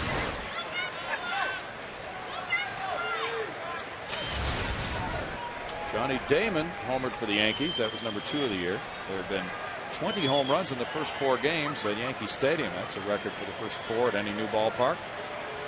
And some people thought the dimensions are different this year, with the right field wall being a little bit closer than it was at old Yankee Stadium. That wasn't supposed to be the case, correct? That's correct.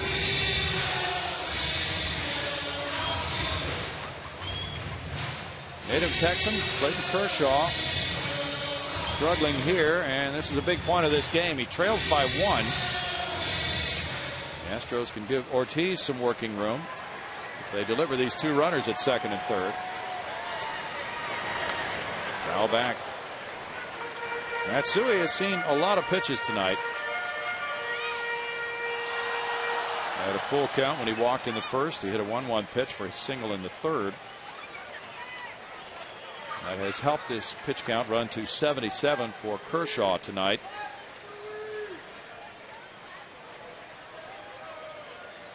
It's a lot of room in right center field.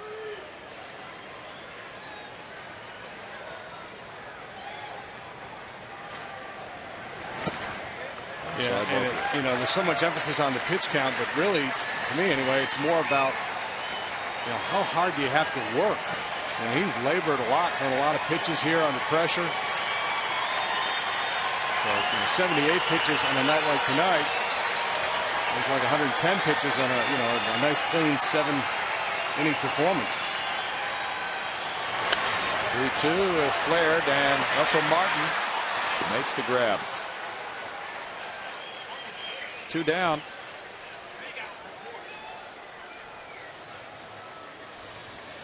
Nice quick reaction there by Russell Martin. That ball was not in the air a long time.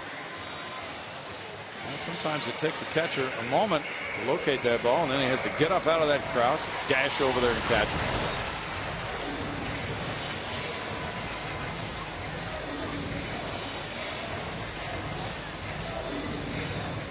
Doesn't go very far when you hit it off your thumbs. Now the Astros would love a big 2-out hit from Miggy Tejada. He had an RBI double over the bag at third. He's 1 for 2. Strike to Tejada. Tejada just drove in run number 1100 of his career.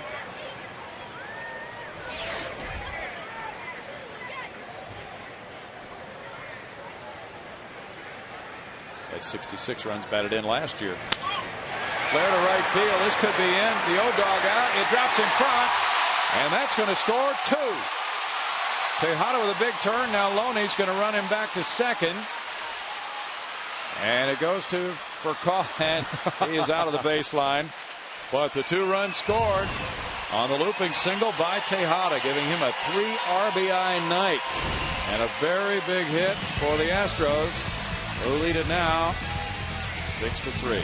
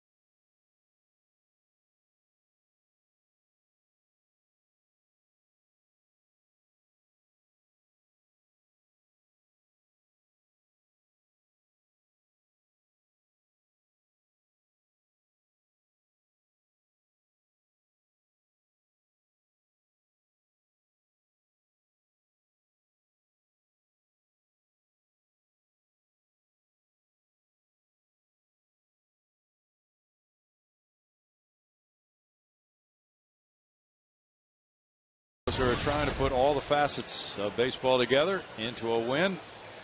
They are 4-9. They've come from behind. They trailed 3-0 after a half an inning. They've now built a 6-3 lead for Russ Ortiz. He moves to the 5th inning. Hudson, Ramirez, and Ethier due up for the Dodgers. Hudson walked and scored in the first and grounded out to first in the second. A big inning here for Russ. Have to complete 5 to qualify for the win. Delivers ball 1. Time to taking a more aggressive approach here now with this 3-run lead.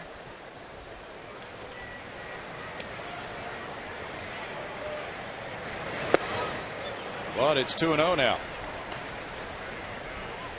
Hudson, very productive in the early days in a Dodger uniform as he replaces the retired Jeff Kent at second base. Taps a foul, 2 balls and a strike. Dodgers also said goodbye to Derek Lowe, who has moved on through free agency to the Atlanta Braves. And of course, Andrew Jones. They released him, and he's now a member of the Texas Rangers. Swinging it pretty well, too. Yes, he is. Yeah. Fixed him. 2 balls and 2 strikes for Russ Ortiz. Dodgers negotiated a buyout on that Andrew Jones deal, but they're still eating a lot of money on his contract this year.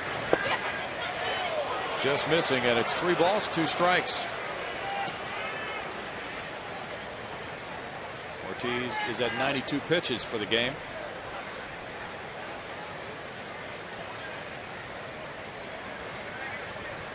And that's fouled away. With that Pittsburgh win JD talked about, the Pirates are 8-6. Florida losing to the Pirates 3-2 is now 11-3. We talked about Karstens, and he's now 1-0. So if the Pirates going to have that kind of a rotation, they could make some inroads this year. Bouncer up the middle. Matsui. Split play, 1 out.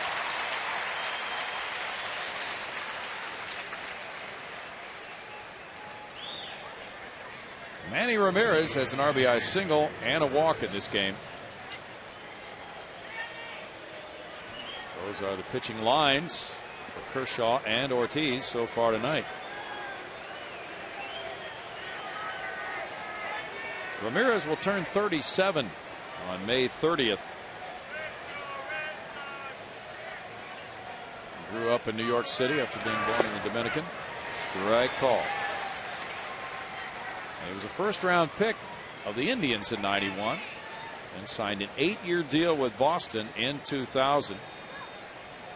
Parting company last year with the Red Sox. Everybody seems to be all the happier for that. 1 ball, 1 strike. Manny has played in 103 playoff games.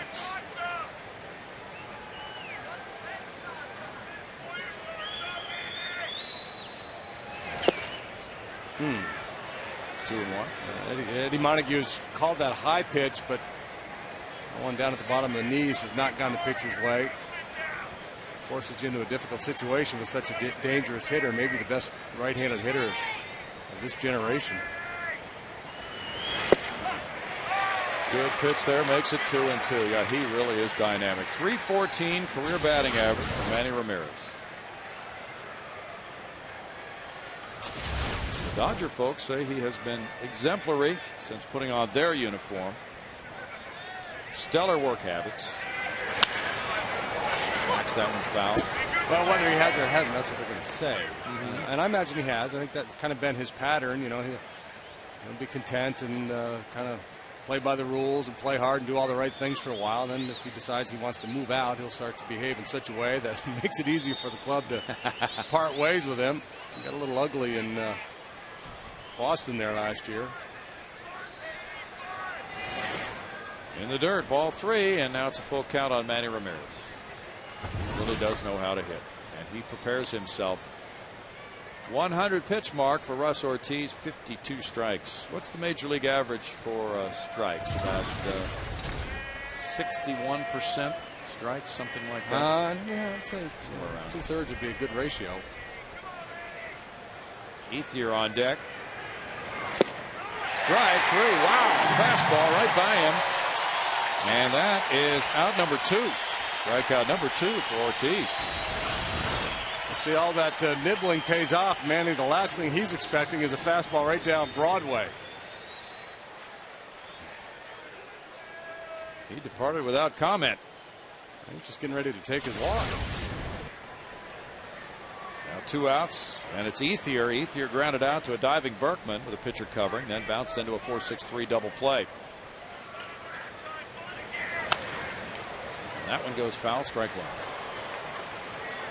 There is Greg Lucas and Patty Smith and John Kelly down there next to Patty. You can become a follower now at twitter.com/FS Houston. Greg said he got about 250 last night. And he's about to be interviewed by Patty Smith.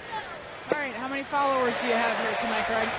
We have 267 followers, and one is asking me a question regarding Ortiz, and I'm going to give him a really wise. It looks like he's taken a bottle of 5th inning energy because he's really doing well in this inning, 103 pitches.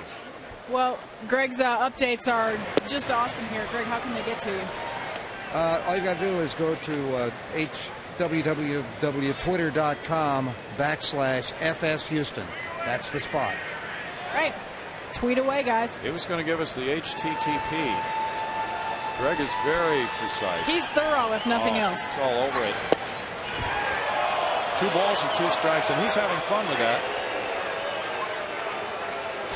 Second consecutive start that Russ has had to deal with a fairly tight strike zone. I'm not saying that's a strike, but most of the borderline pitches have gone the way of the hitters here tonight. He's at 105 pitches. And now another foul ball taken further. James Loney on deck. Careful now. Hey. Can I just get along here? Well, not when there's a foul ball involved. He's thinking green.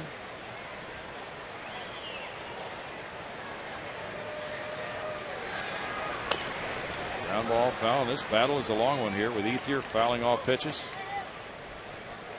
These Dodger hitters can make a pitcher work hard. And when Manny came, that really seemed to help the other guys around him. It helped Ethier and Loney, Kemp. Now with Recall healthy this year, that has boosted their offense. And their offensive numbers really picked up after the addition of Ramirez.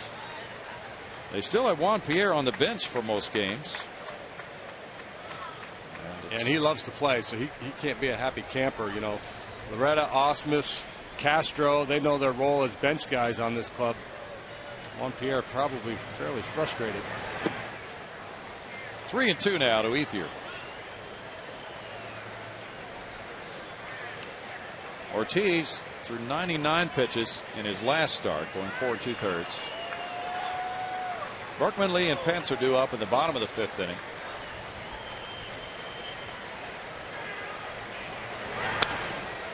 Another foul ball. Ethier staying back, making contact, almost breaking pitches. Yeah, I think I would imagine, you know, in the pregame meeting, Don Mattingly, the hitting coach here, and they went over Ortiz, and I imagine the conversation went something like this: hey, look, he's not throwing that hard anymore. He's got pretty good off-speed stuff. Stay back and just trust your ability to get to the fastball. Ball 4. He wins that battle. And that is walk number 5 to go with a hit batsman for Ortiz. Still nothing going in the Astros pen, so they may be working a little short out there tonight. I suspect somebody will start to toss here in fairly short order. James Loney is 0 for 2. Got an RBI on a ground out. Dewey Robinson just put in that call to the bullpen. Mark Bailey received it. And pretty soon we'll see some action there. Russell Martin's on deck. The Astros leading by 3.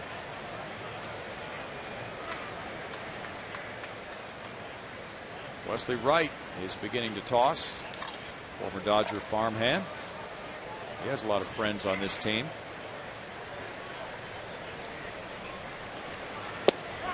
Strike 1 call. And Miggy's out there doing sprints, trying to stay loose from his position out to behind second base. That's a tough one for the infielders tonight. Making a play in the hole. Just anything to keep in the game here. Be ready to react. Yeah, it's a combination of Russ missing a lot and Kershaw too, for that matter. Both guys working very deliberately. There's been a lot of base runners. If nothing else, don't change your style of pitching so much, but maybe hasten the pace between pitches would help keep everybody on their toes a little bit.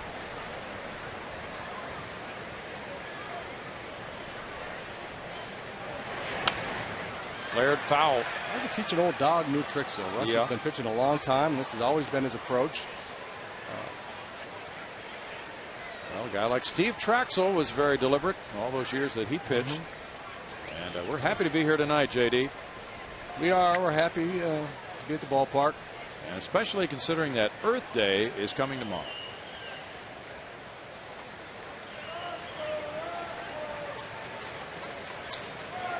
I haven't done my Earth Day shopping yet. What's appropriate for that? I don't know.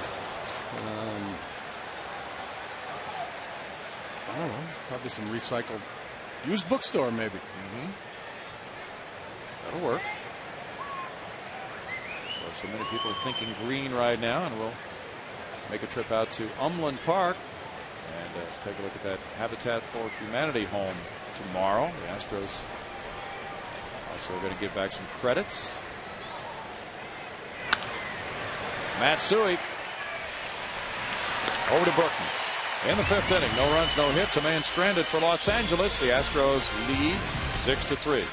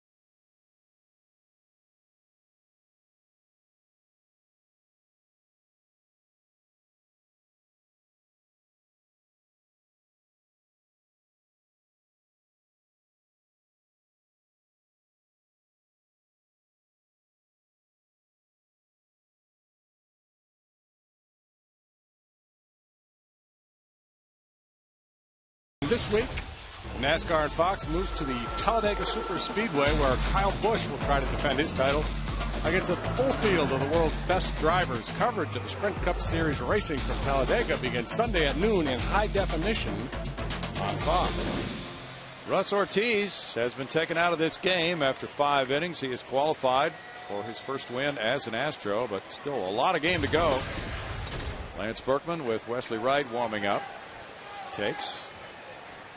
Assistant athletic trainer Rex Jones with a handshake. Felipe Paulino after Russ goes 5 innings, allowing 3 hits, 3 runs, walking 5 and fanning 2. The count is 0-2 on Berkman. Lance is 1 for 2 with an RBI in this game.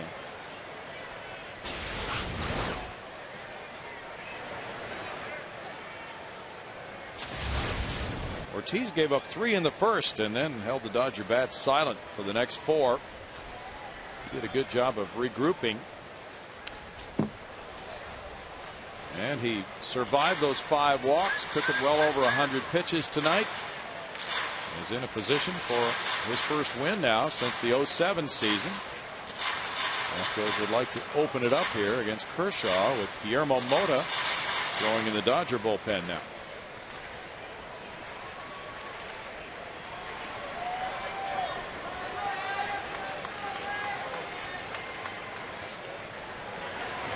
In the dirt, that's the sharp breaker, and it caught Russell Martin as it came up out of the dirt. Yeah, it's that's the strikeout breaking ball. We saw it last inning earlier in the game. He was kind of rolling it up there, and maybe it was just a matter of being behind in the count a lot, where he didn't feel like he could throw that put away curveball. But this is the nasty one here. I think he's got a tremendous break. It does. Kershaw became the youngest Dodger to make a start since Edwin Jackson in 2003 when he came up last year. Another curveball gets him a strikeout. Martin with the throw to Loney. Berkman retired, 1 out. Strikeout number 3.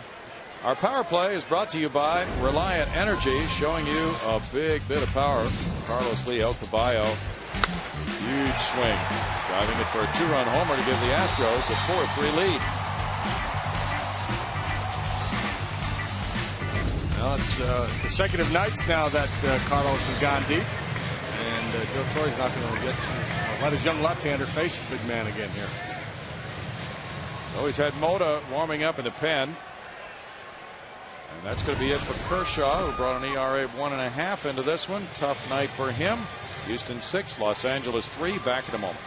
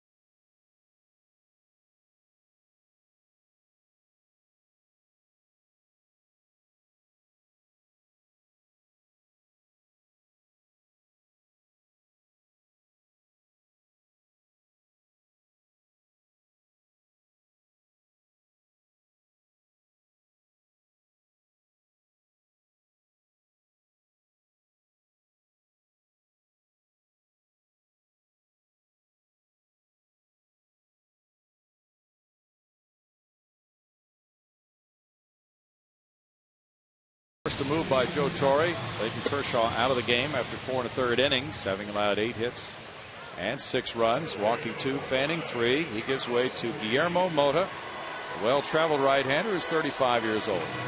Yeah, Guillermo Mota with his second tour of duty with the Dodgers. He was in Dodger blue in 2002, 3, and 4. Last year he was a Milwaukee Brewer.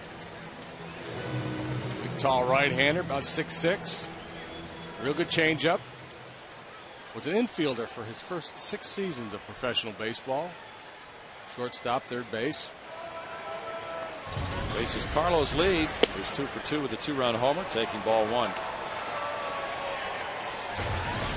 Mota got a win Friday against Colorado with a scoreless 7th inning. Lead with a big night going. And it's 2 balls, no strikes. Wesley Wright has been warming up for Houston.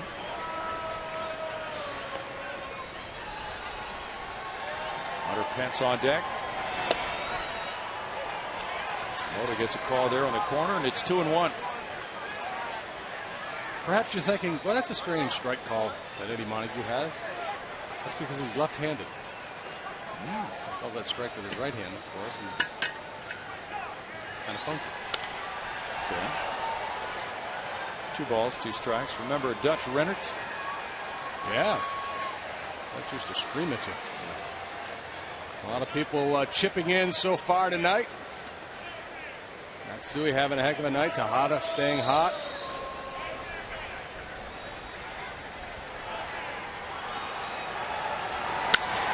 That's fly ball. Hits for center.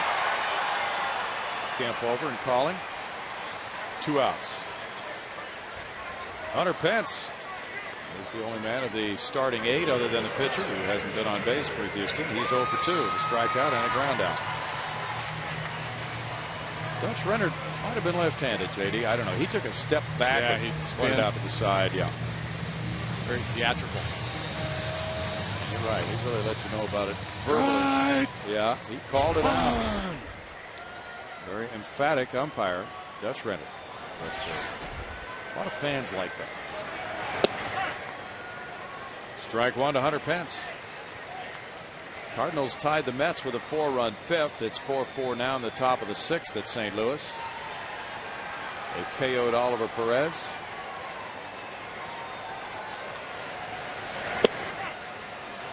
It's 0-2, and Mota's just living out there on the corner. The right-handed batters. That tough pitch to handle, righty on righty, throwing that 95-mile-an-hour heater right over the outside edge. 1-2. The Dodger bullpen is 3-1 with a 3.21 ERA. Jonathan Broxton has been fabulous. He has 4 saves already.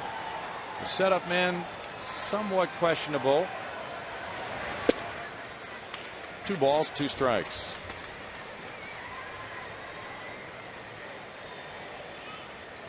And they had Takashi Saito as the closer. Broxton was the setup man, but he's moved nicely into that closing spot. He's had some 5-out saves, so that would lend some observers to think that the Dodgers are not too sure about who their 8th inning guy is. Maybe Joe Torre's going to break with convention a little bit and be willing to use his closer for more than an inning at a time. That could be it too. Bouncing short. Ricardo is right. Strong arm. And in the 5th, the Astros go out in order after 5. They lead the Dodgers 6-3.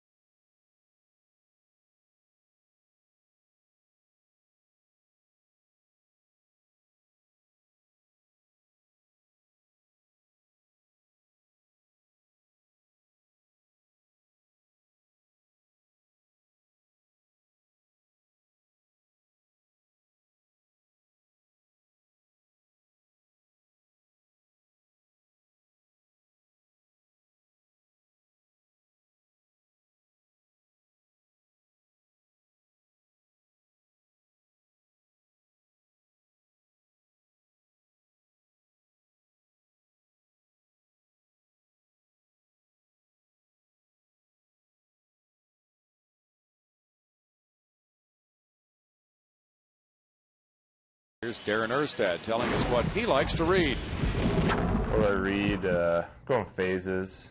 I'm a big Patricia Cornwell fan. Pretty much read all her stuff. Right now, not reading. I'm chasing kids around, so not much time for reading. A lot of folks can relate. That is a nice looking hat. That's that fake hat. I'm not sure what that's all about. That's that golf visor with the hair built in. Oh, well, those could be popular. Bill Murray was featuring that at the senior tournament this weekend. Hilton had it. Wesley Wright delivers ball 1. He's a former Dodger farmhand taken in the Rule 5 draft by the Astros.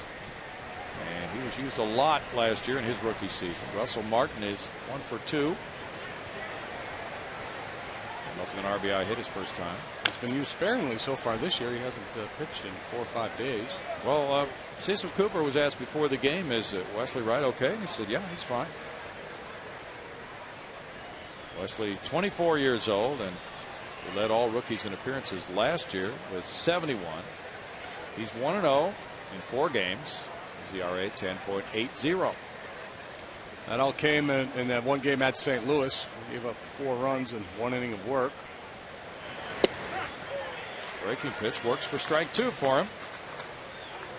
Russ Ortiz in 5 innings allowed 3 hits, 3 runs, 5 walks, 2 strikeouts, 1 hit batter.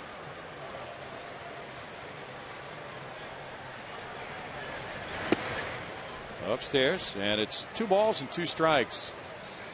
Wesley Wright was drafted in the 7th round by the Dodgers in 03. He's from Montgomery, Alabama. Spent 5 years in the minor leagues. The Dodgers left him unprotected, and the Astros took him in that Rule 5. Kept him on the big league roster all year. The appeal goes to first. Yeah. Jerry Lane says it's a strikeout pitch.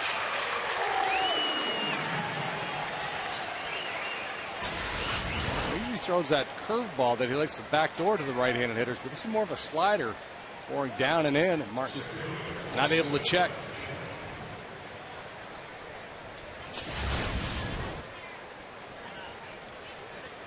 Now Matt Kemp, he struck out in the first. He tripled in the fourth.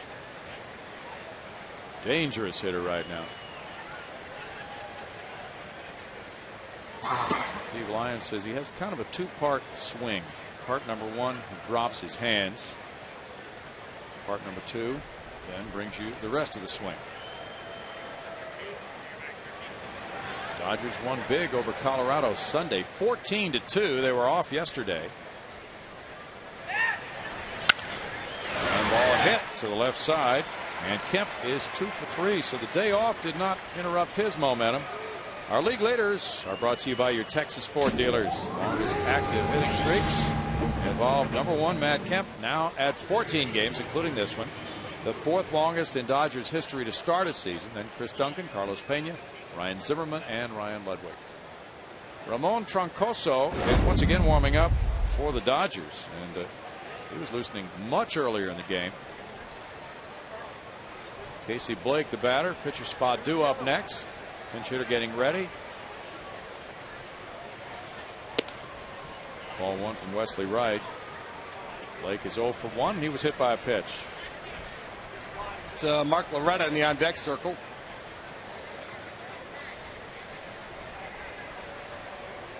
Wesley Wright pitching for the first time in 5 days. He went 1/3 of an inning at Pittsburgh on April 16th.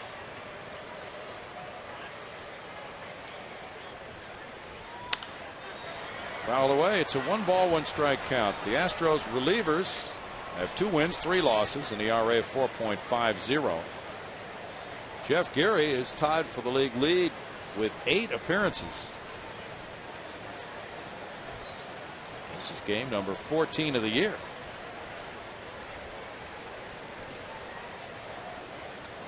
Yeah, I think that's just a byproduct of Sampson being nicked up a little bit. Had to go to Jeff quite a bit. Time called now. So Geary probably is not going to pitch in this game tonight, barring some unforeseen circumstances. He's been in the last 2. Rodriguez and Wright talk it over. Astros returned the same bullpen from last season. Doug Brocail, though, is on the disabled list right now.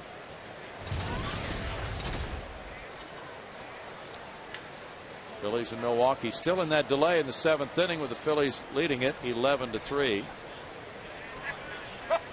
Cleveland and Kansas City are in the top of the 9th. The Tribe leading the Royals 8-5. Grady Sizemore hit number 5, as did Victor Martinez for the Indians. Ground ball third. Keppinger to second. Matsui to first. Yes! He had enough on that throw to complete the double play. 5-4-3. The Astros' second of the night. Keppinger gunned it to him. Then the footwork still was there in time. 6-3.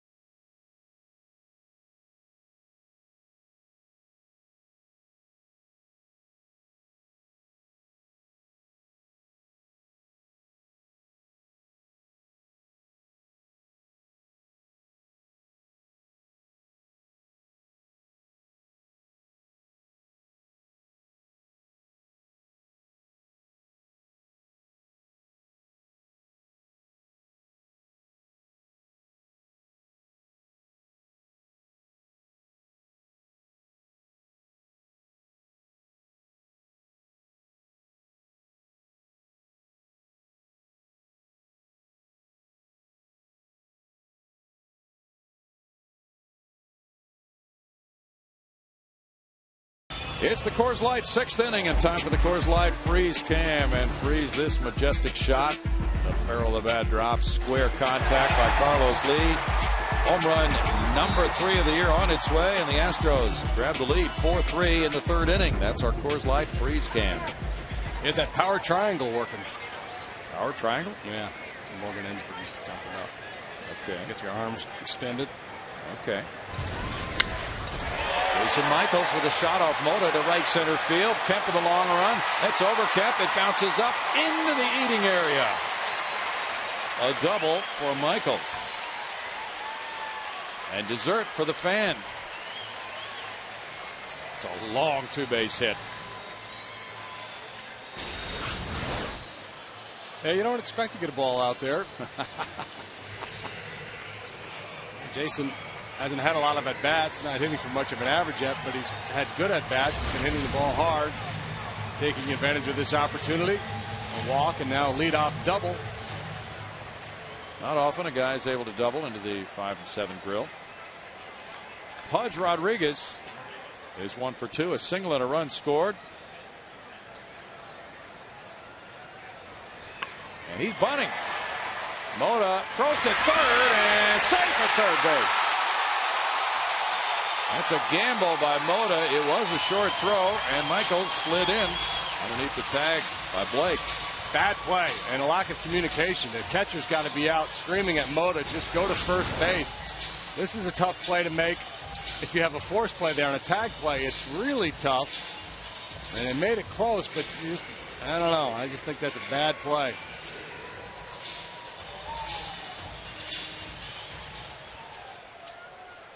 Guess Mota would argue, I think we're down 3 already. I got to do everything I can to nail that lead runner.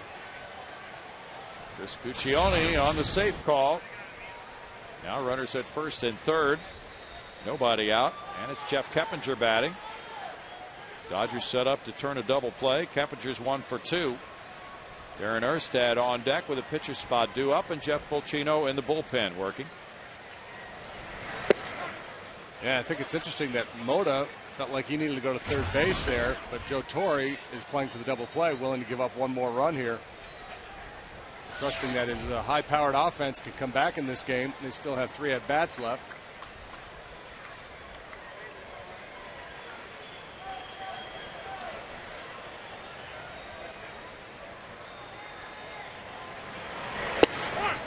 Strike call makes it 0-2 for Keppinger now. Yankees beat Oakland 5-3 behind Andy Pettitte. Dana Evelyn, the loser. Pettitte's 2-0. Mariano Rivera got his 4th save, and Johnny Damon hit home run number 2. The Yankees really need Andy Pettitte to step up. Struggles of Chim-Min Wong. Yeah, he's being passed over in the rotation this weekend. Yankees now 8-6. I had some note on him the other day. He needs to throw something like 48 consecutive scoreless innings to get his ERA down to his career number. Whoa. Guillermo Mota gave up the leadoff double to Michaels. Rodriguez put down a bunt. Now it's first and third with nobody out.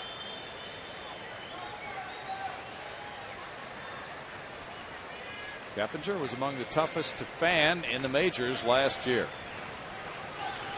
It goes over on Pudge.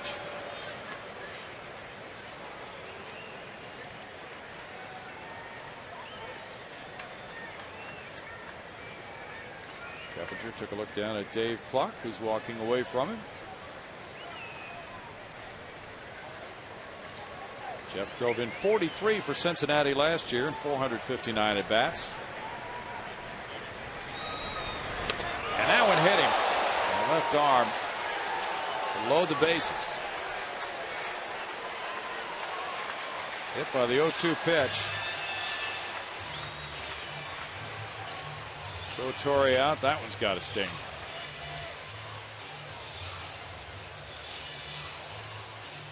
Joe out to have a chat with Eddie Montague. I'm not sure what this is all about. If he thought he was checking his swing, or maybe he thought it hit the bat and not his arm.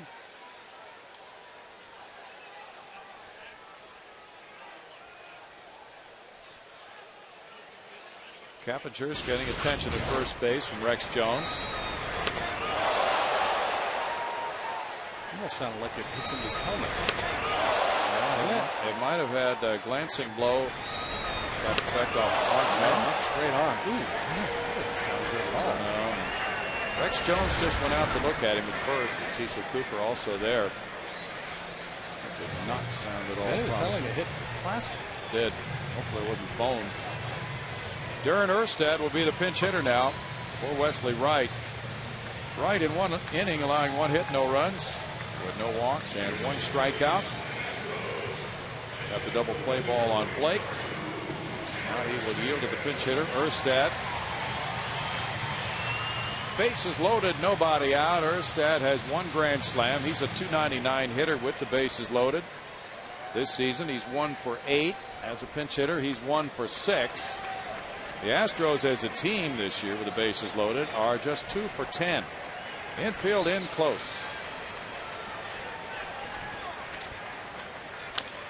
A little tap goes foul. Ooh. That would have gotten the job done. It almost turned the other way. And if it's not touched, it could be a fair ball.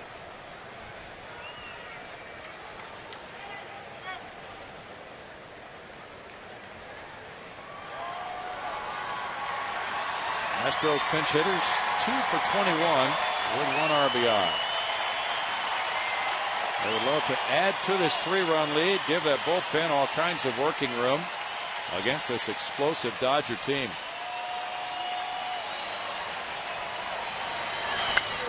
Chop to second. Hudson comes home for the force play. Michaels is forced from 4 to 2. Bases loaded, 1 out now for Matsui.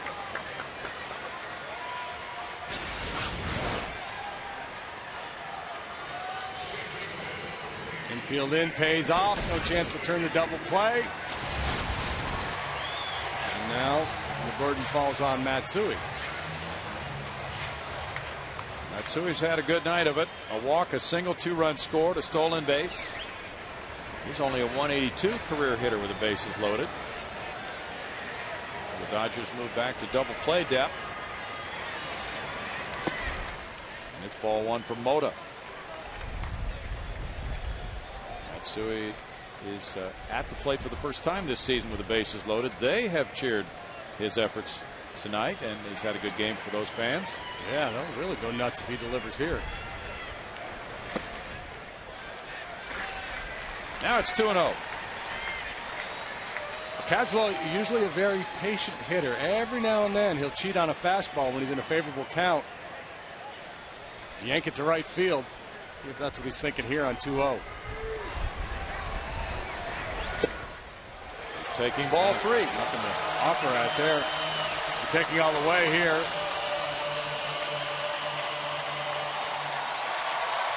Tejada on deck.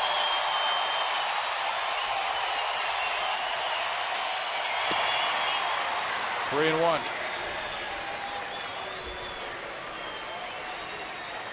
Rick Honeycutt oversees the pitching staff.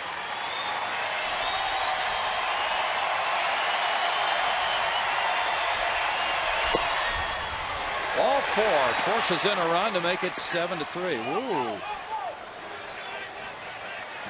Russell thought he had a strike. Yeah, and everybody was freezing, and Matsui was walking back toward the dugout, but it was ball 4. Matsui looked back to confirm that he had drawn the bases loaded walk, which gives him RBI number 3. Scoring Rodriguez.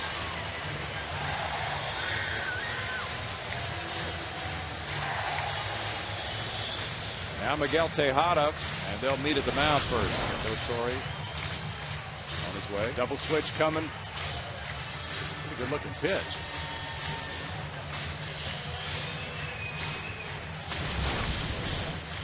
Well, Mota has run into very tough sledding. It's now 7-3 Houston. Back in a moment.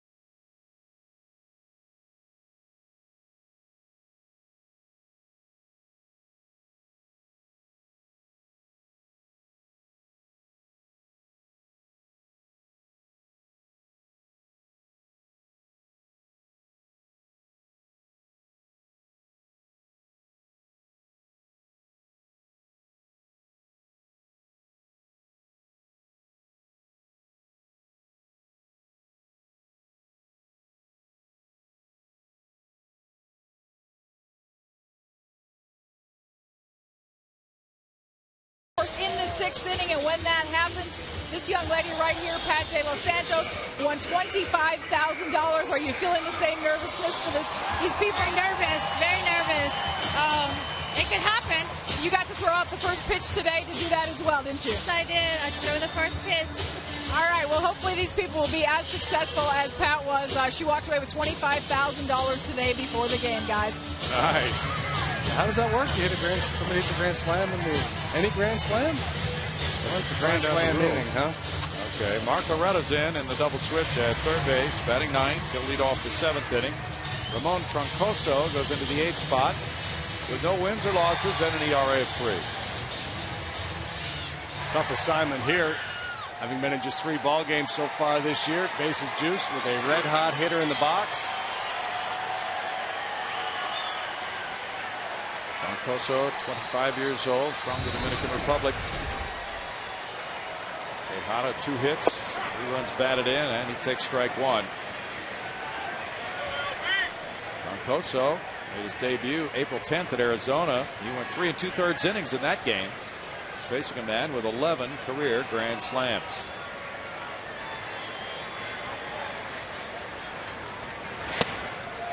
And he goes to a 1-1 count with Lance Berkman on deck. Sunday, Troncoso worked 2 scoreless innings against Colorado. He was with the Dodgers for 32 appearances last year, going 1-1 with a 4.26 ERA.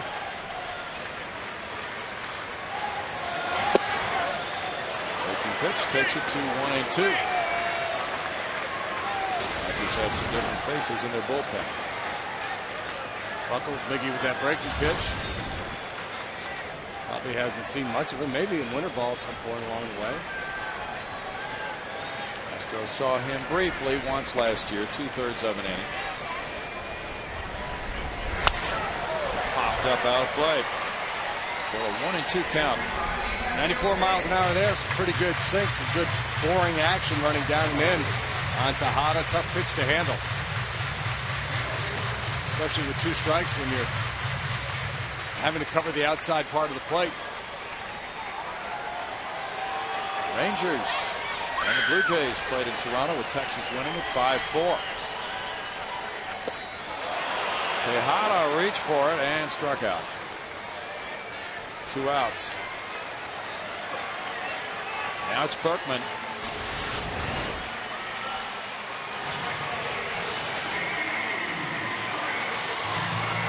I believe he did go. Lance 0 for 1 with the bases loaded this season. And he drove in a run in the first as the Astros trailed 3-0 when they came up. Nice breeze there. Moving the flags. Lance 1 for 3 tonight. Carlos Lee on deck. 94 miles per hour, strike 1.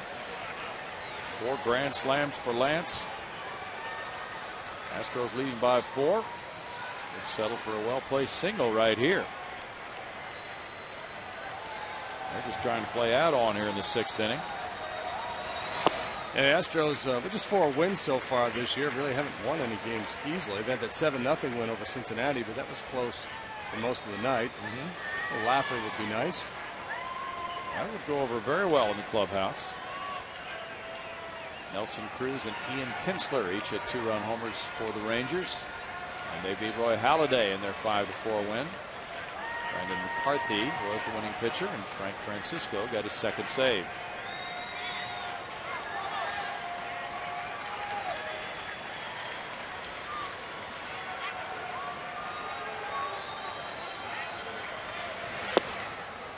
Lance takes a close one, and it's ball 2. 2 balls, 1 strike. Dodgers and the Cardinals are the only National League teams to reach the playoffs 3 times in the last 5 seasons. The Dodgers have had a different manager each time. Jim Tracy in 04, Brady Little in 06, and Joe Torre last year.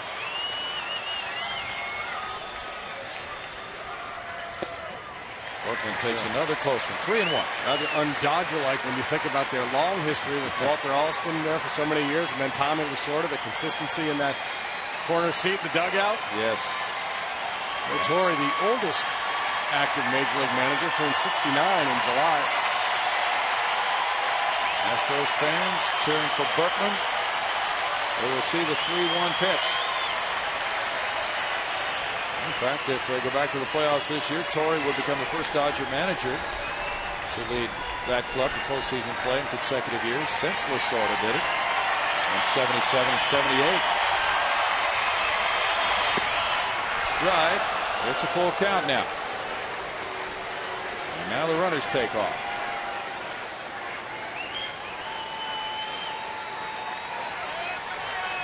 Carlos Lee with a practice swing.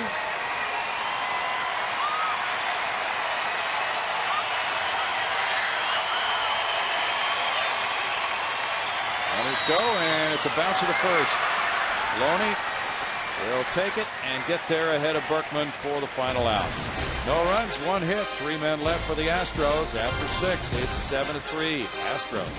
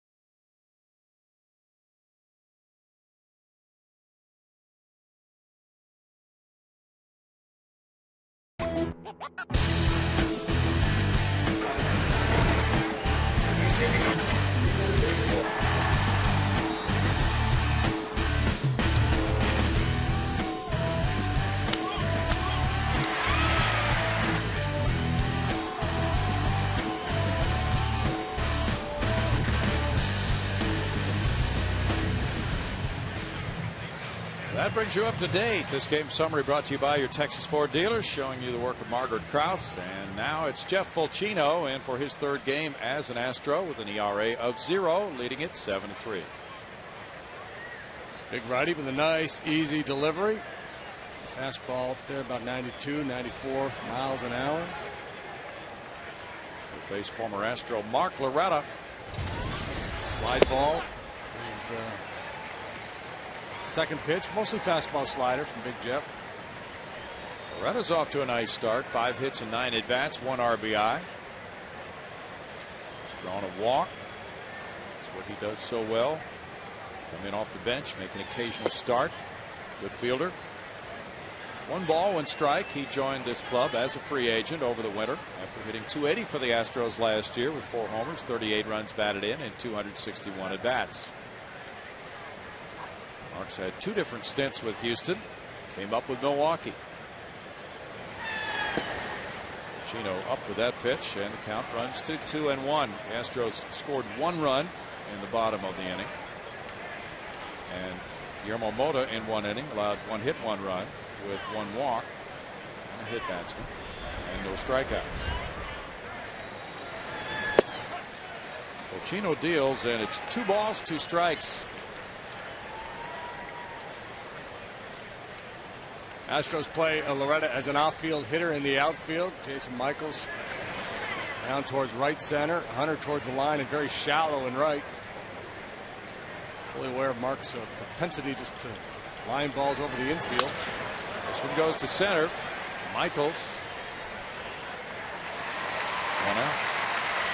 That's a big one because Loretta is one of those guys who is excellent at leading off an inning by reaching base. The Dodgers with their thunderous attack trail by 4 here in the 7th inning.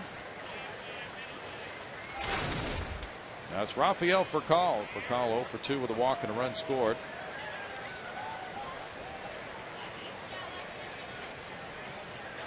The statistics were really favorable for the Dodgers coming into this game tonight.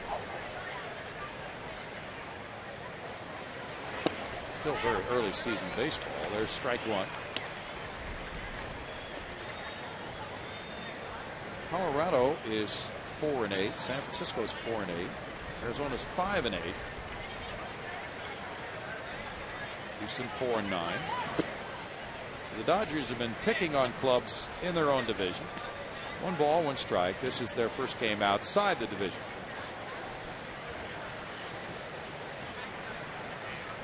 $26,360 is the paid attendance tonight.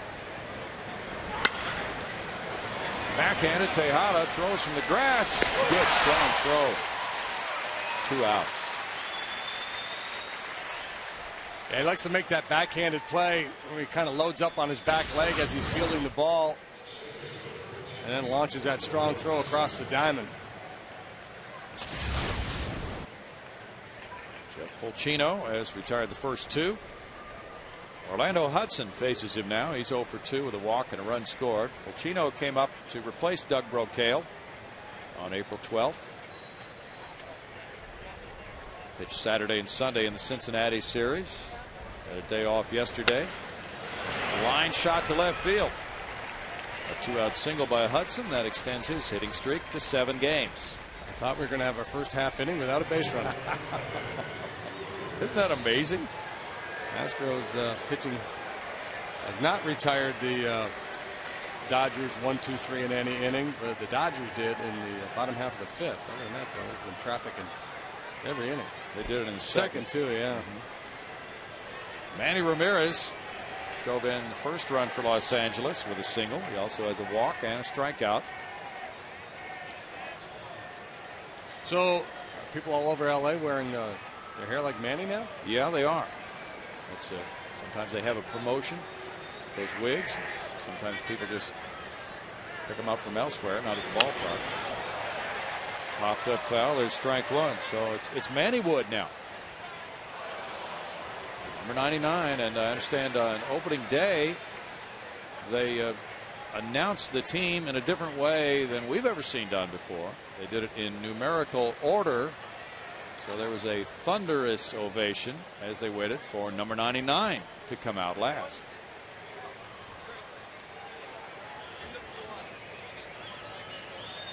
He's quite an attraction. Strike on a good breaking ball for Fulcino. 0-2. And, various stories have indicated that he felt kind of trapped, kind of like a fish in a bowl in Boston. Went out to a restaurant. People are all over him. And in L.A., he just sort of fits right in. There are so many celebrities out there. It's not a big deal if somebody sees him out to eat.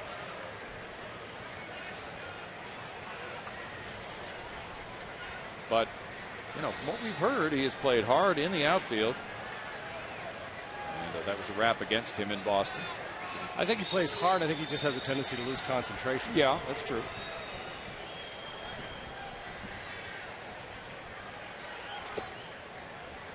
One ball, 2 strikes. Well, they worked out the contract 1 year with a 1-year option.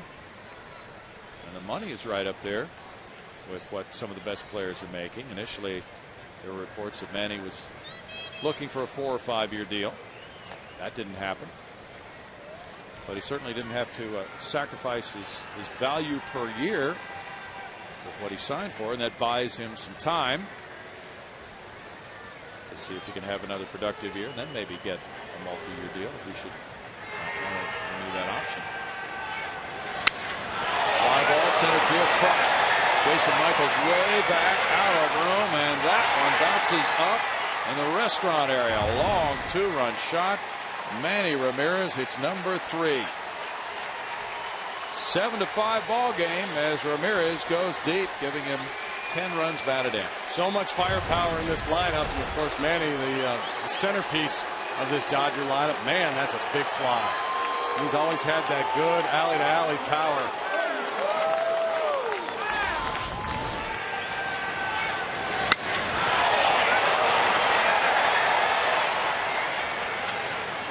Second ball up there tonight. This one didn't have to bounce over there. Good effort by Michaels. Yes, it was.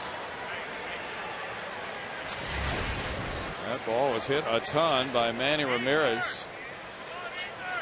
And now it's a 2-run lead, 7-5. That's the first long ball by a Dodger tonight. The Astros have a Carlos Lee lengthy home run. Andre Ethier looks at ball 1. So a couple of tape measure shots in this one tonight by both left fielders. Each his 3rd of the year. Dodgers 3rd in the league in long balls. That's their 16th. Chino misses there. 2 balls and no strikes. So Fulchino with this opportunity to fill in for Brocale. Gave up the shot. Now he tries to get Ethier. The Astros will have Lee, Pence, and Michaels 2 up. It's 3-0.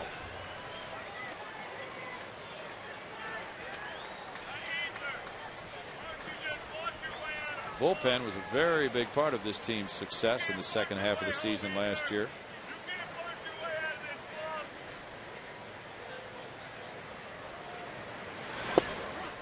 Strike, and it's 3-1. Manny Ramirez, what a hitter.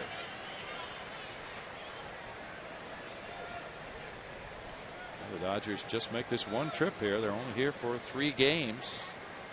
That's 530 home runs in his career.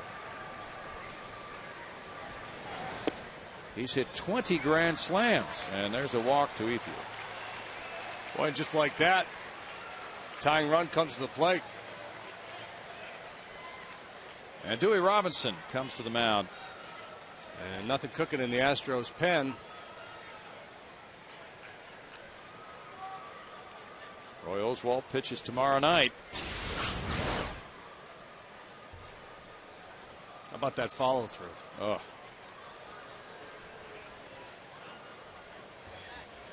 Yeah, he had full extension. Not many get hit out in that part of the ballpark.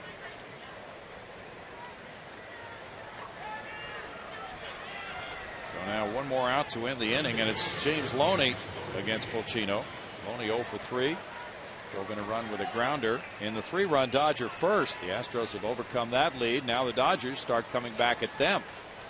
Dodgers have 5 runs on 6 hits. They've also drawn 6 walks, and they've had a hit batsman. Each club has stranded 5 runners.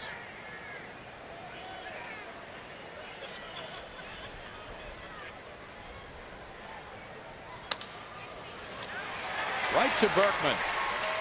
3 unassisted to end the Dodgers 7.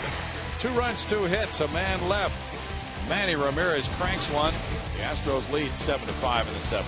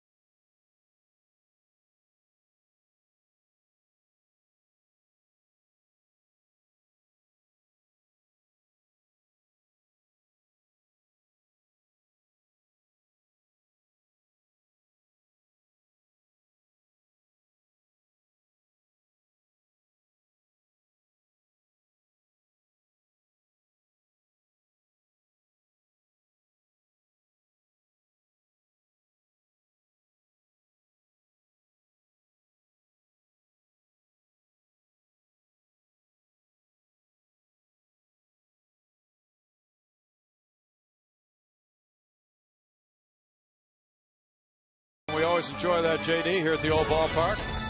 And some fans get some peanuts, Cracker Jacks out there. Yeah, I tried this one lady down there. I threw her like 3 bags, but she missed every one. Uh-oh. Well, we don't have any errors on the scoreboard, but we'll set that aside because the fans are having a great time whether they catch those things or not. Hey, hey. Now at the bottom of the 7th inning, it'll be Lee, Pence, and Michaels.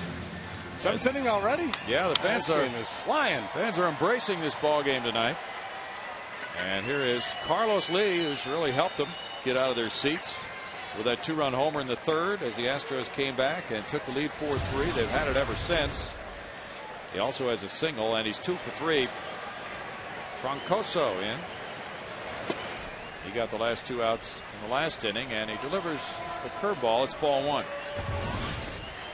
The Cubs lead the Reds 7-2 in the bottom of the 7th. They've just had their stretch at Wrigley. And our Firestone in-game box score shows you what's happening to the Astros lineup. Troncoso fires the fastball at 92, and the count goes to 1-1. Those hits are sprinkled throughout the lineup. Hunter Pence is on deck trying to join the other 7 Astros hitters who have collected hits in this game, a total of 9. And then it'll be Michaels due up 3rd. LaTroy Hawkins is warming up for Houston.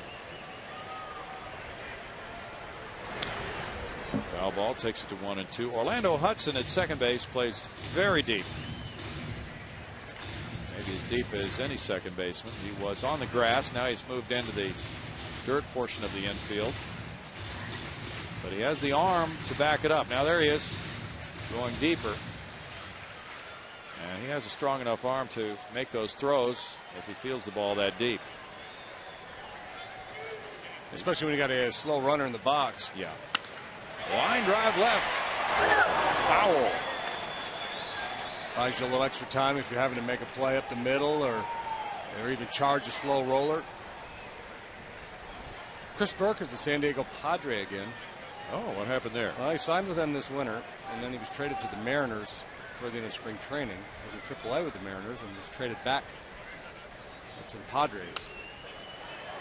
Popped up foul. He had been with the AAA club for the Mariners, but he was with the big league team in San Diego. Okay. Had a backup infielder going to 60-day DL. Oh. Rich Harden pitched well tonight for the Cubs. 6 innings, 2 earned runs. Micah Owings 4 2/3, 3 earned runs for the Reds. In the dirt, 2 balls and 2 strikes. Jay Bruce hit his 2nd home run. Micah Hoffpower #1 in that game at Chicago.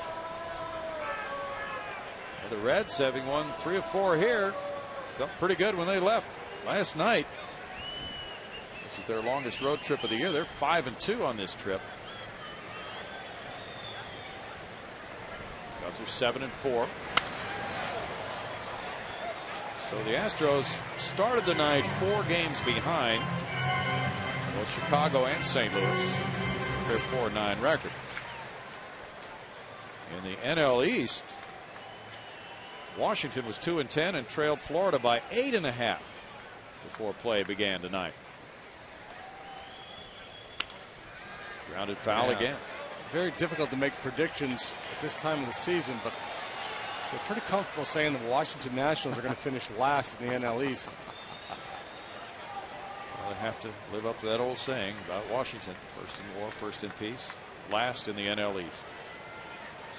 Yeah, probably lose 100 ball games.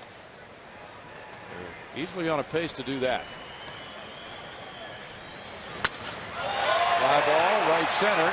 Kemp breaking over and calling. And after the long run, he takes care of out #1.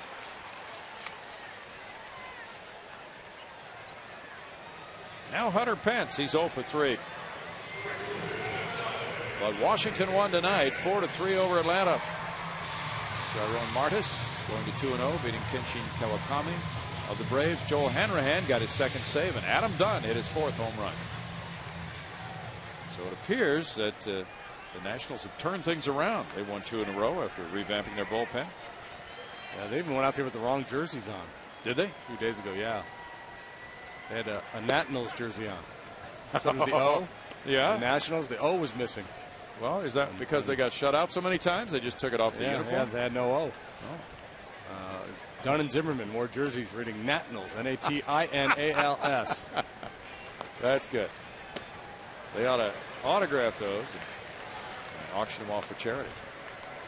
No balls, 2 strikes. Maybe draw an O in there somewhere where it should be. They need to buy a vowel, Vanna. No balls, 2 strikes. And it's foul back. Jason Michaels on deck.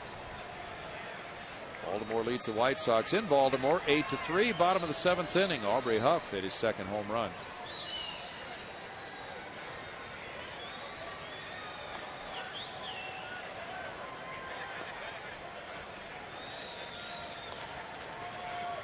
Orioles trying to snap a 5-game losing streak. The tap goes foul. Weird delivery this guy's got. He really opens up his hip so early in his delivery. Well, then, how does he generate that 92-mile-per-hour fastball? I don't know. Arm strength, I guess.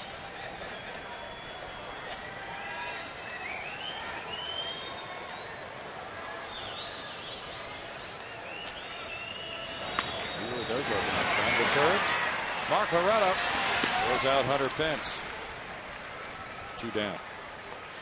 Stayed a little more closed that time, but a number of those pitches up front, the front hip really spins out of there early.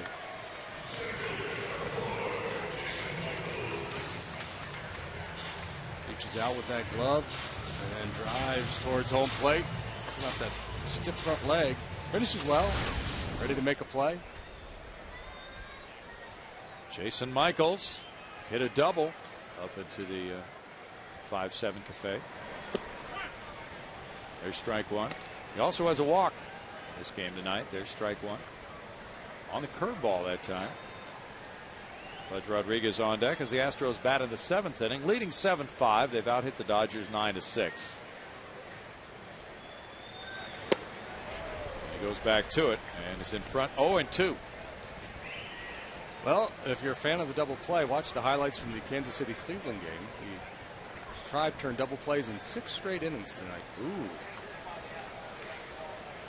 That's pretty rare. 6 straight innings. Do you think that would be a major league record? If it's not a record, it's awfully close. Certainly notable. It tied a club record for the Indians. The 6 double plays. Joe Torre once hit into 4 in one game. 1 ball, 2 strikes. that's a tough day when you're responsible for 8 of your team's 27 outs. But he won a batting title, and he got no leg hits whatsoever. 363.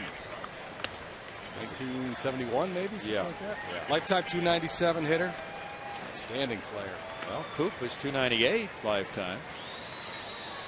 And Joe Torre 7th on the all-time managerial win list.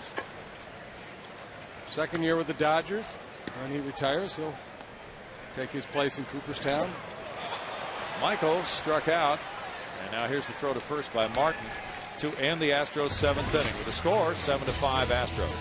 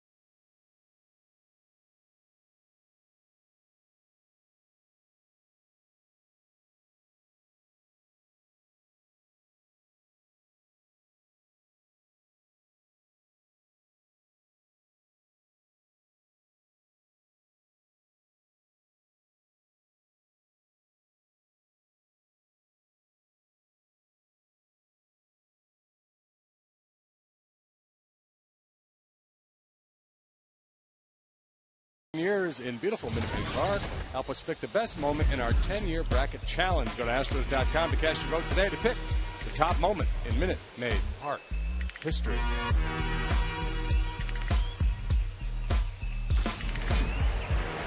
Celebrating 10 seasons. Brad Ausmus back now in a different uniform.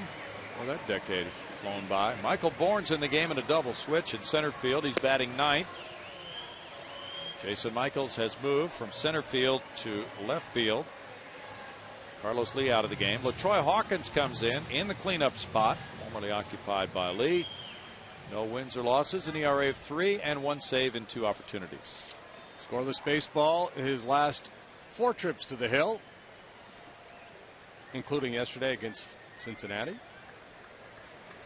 Ronald Belisario is warming up for the Dodgers, with Russell Martin leading it off here in the 8th inning. Martin is 1 for 3 with an RBI. Strike on a slider to Russell Martin. Jeff Fulcino in 1 inning allowed 2 hits, 2 runs. He had 1 walk and no strikeouts. Hawkins is pitcher number 4 for Houston.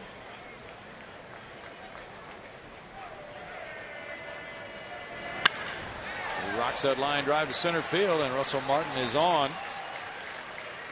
The Dodgers keep coming back.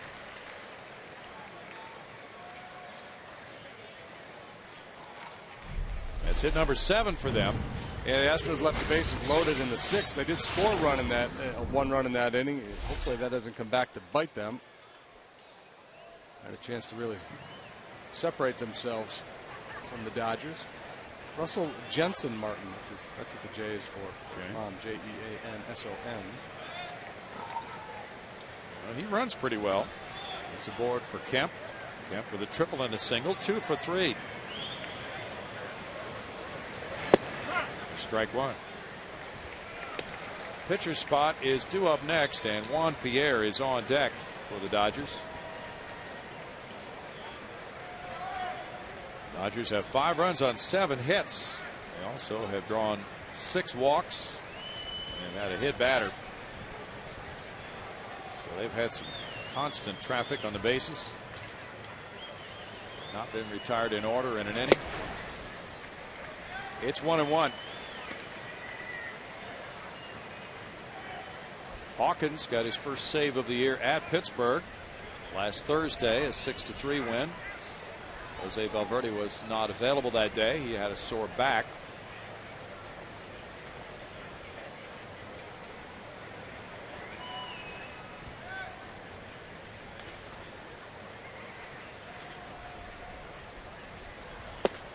Enjoy a little fastball, makes it 1-2.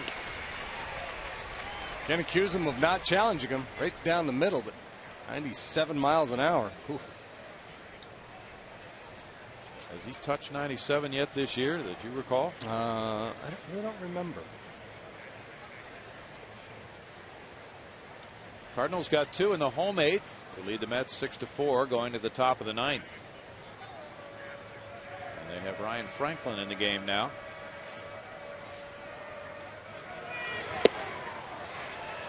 It's 2 balls, 2 strikes.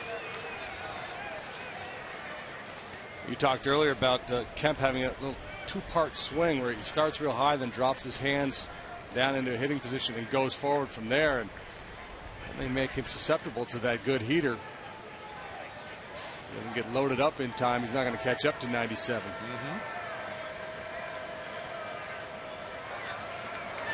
Drops him there, and then it's in the dirt. Pudge scrambles for it. 3 balls, 2 strikes now. Well, I don't see a whole lot there. It's like you think about Baggy had that hitch. Yeah. There's not a whole lot going on there.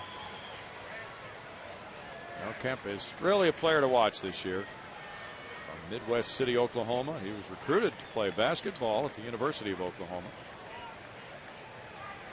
It's 7 homers in his first 18 days in the majors in 06. And he had a shoulder injury in 07. Martin takes off. It's hit in the air to shallow right field.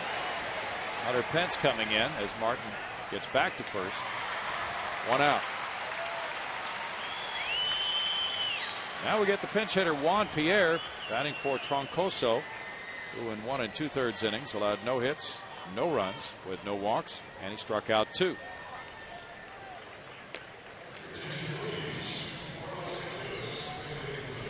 Pierre and Blake DeWitt, the 2 lefty hitters on Joe Torre's bench tonight. And Pierre, because of all the outfield talent, just can't find much playing time with the Dodgers. He is 3 for 8 with an RBI. As a pinch hitter, he's 1 for 4.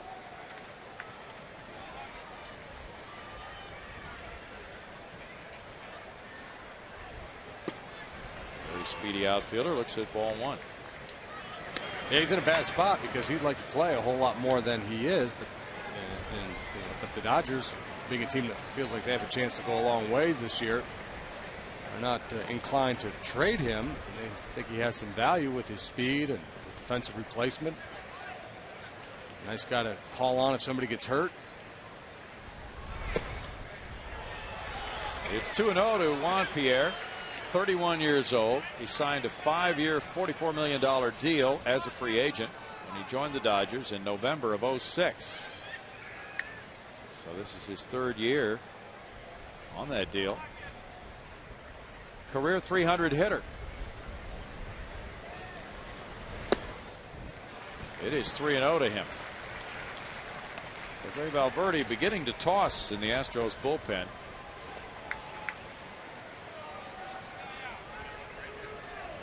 Mark Loretta's on deck. Pierre leads all active players in stolen bases.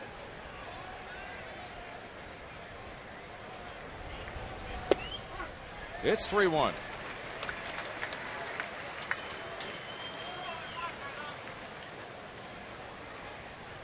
Astros grab the lead with 3 in the 3rd. They added 2 in the 4th.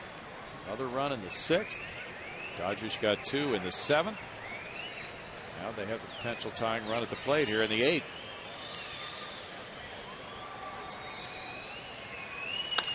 Pierre gets underneath it. Fly ball. Michael Bourne taking charge in center. 2 outs. So on the 3-1 count, Hawkins comes back to get Pierre. Gets him to hit it in the air and now faces Mark Loretta. Loretta got a start on Friday at first base against the Rockies. He went 2 for 4 and had a game-winning RBI single in the bottom of the 7th.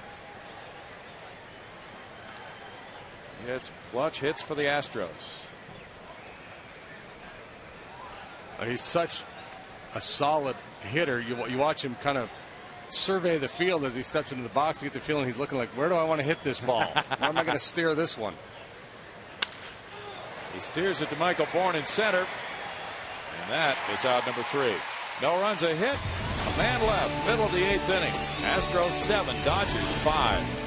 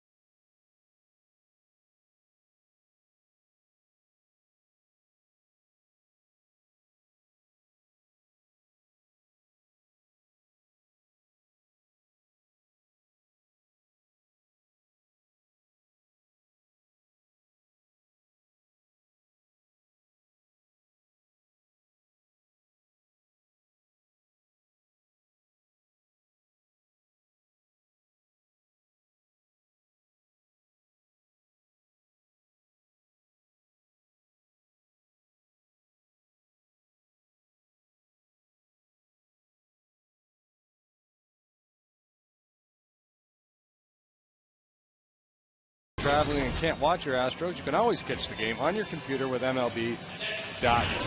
The ultimate baseball experience featuring 100 out-of-market games per week. Or you can create your own collectibles at the Astros Photo Store. About Mike Brady's Hawaiian shirt tonight. Solid.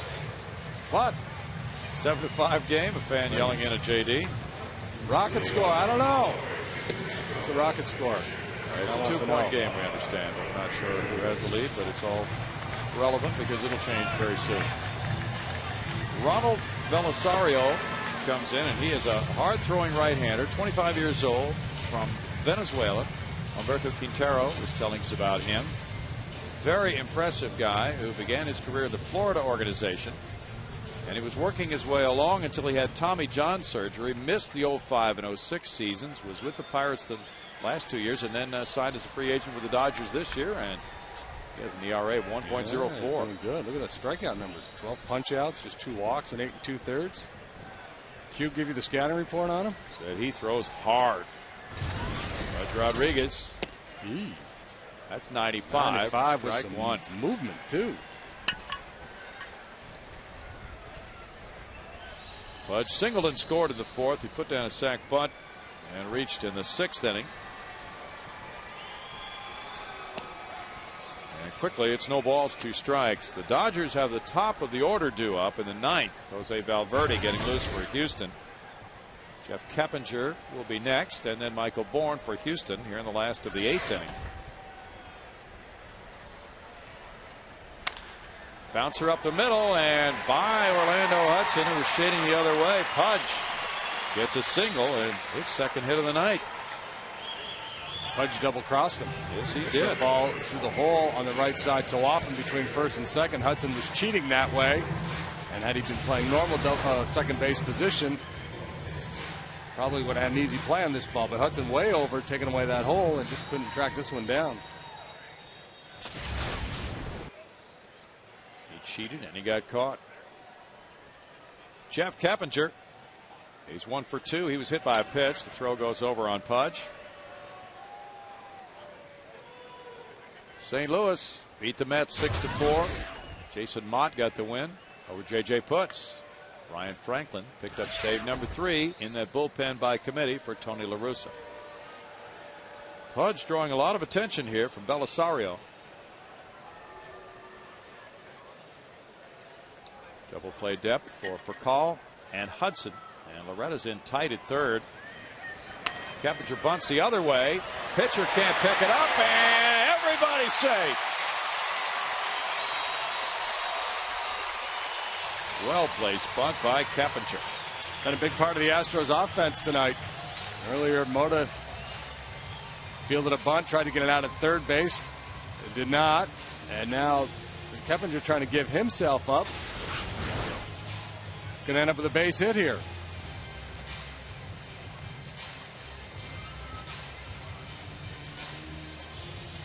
Loney was somewhat passive there, and Troncoso charged so hard he ran by it and then had to retreat. Nobody home at first base, didn't matter, couldn't pick up the ball. Now, after that well-placed bunt by Keppinger, it is 1st and 2nd, nobody out. Michael Bourne is waiting. They've conferred at the mound. And bunts in order here, too. .250 average for Bourne. No homers. 3 runs batted in for Michael. He does not have a sacrifice yet this year. And takes that one, ball 1. Loretta was staying back near the bag that time. Yeah, they're down 2 runs. They've only got 3 outs left, so they're going to be aggressive trying to nail this lead runner. Mark's going to try to hold his ground as long as possible. So Loney will come hard from first. Troncoso will try to cover that 3rd baseline. High. 2-0.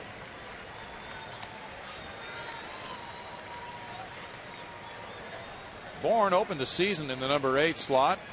And then, as he's hit safely in 10 of 12 games, he was promoted to the leadoff spot 5 games in a row with the injury to Matsui. Now coming off the bench, trying to help the club in that role tonight. Bunted toward Loretta. Loretta will play it to first, and the sacrifice is a good one for Michael, his first of the year. Rodriguez to third, Keppinger to second, one out. Well done. It's interesting how the Dodgers played it there. Instead of using the wheel play, and if they had done that, Loretta would have had to play for call at third base there, but they had for call holding Pudge down there at second, trying to keep him tight.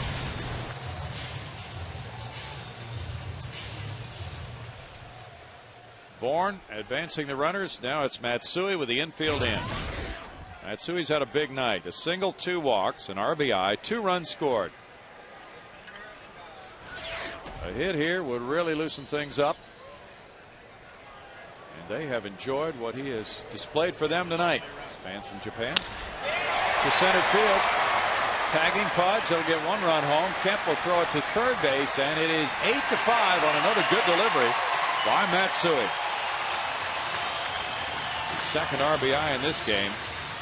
He's had a hand in 4 runs.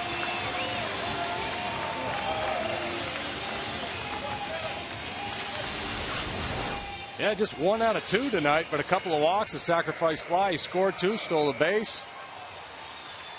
Good hitting there, got a pitch up, so sac fly gets the job done. Go ahead and attack that high fastball. Good situational work for the Astros. Single by Pudge up the middle, a bunt hit, sacrifice bunt, sacrifice fly. Miguel Tejada. Ball 1. He's 2 for 4, and he's driven in 3. So now a 3-run lead with the Dodgers getting ready for Call, Hudson, and Ramirez to bat in the 9th.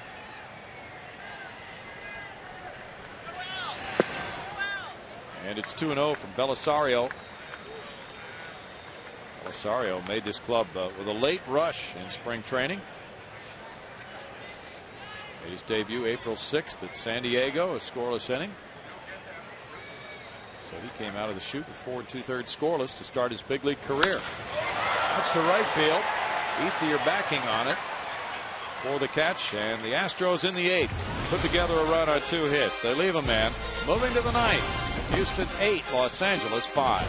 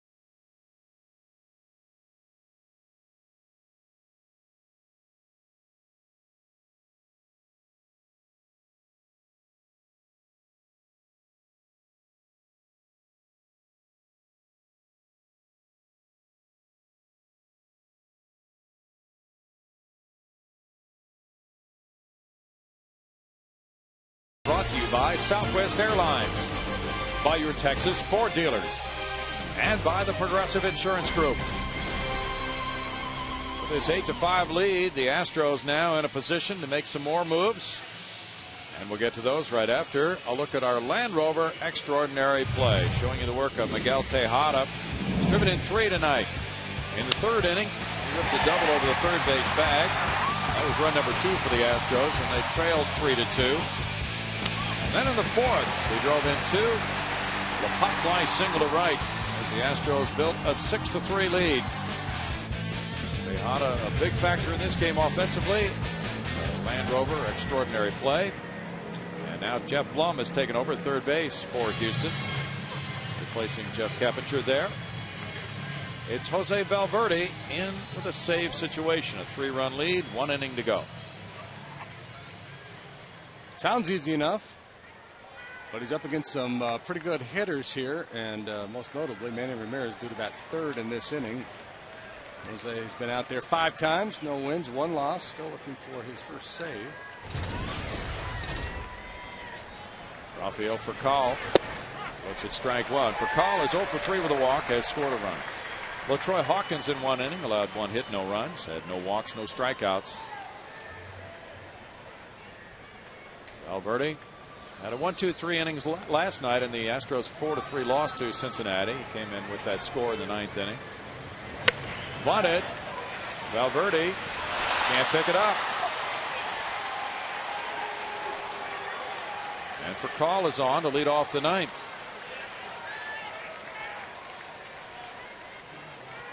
It's an error on Valverde. And not an easy play. A play he should have made. In his haste, just didn't handle it. Tough play for the big man, and a smart play by the speedy man. Valverde makes his first error of the year, and that's only the 4th of the season for the Astros. They lead the league in fielding percentage. Now Orlando Hudson, who's been on twice and scored twice, 1 for 3 with a walk. Double play depth for Tejada and Matsui. Strike 1 call for Valverde. Hudson and Furcal so good at the top of the order. Switch hitters both, and both very good from both sides of the plate.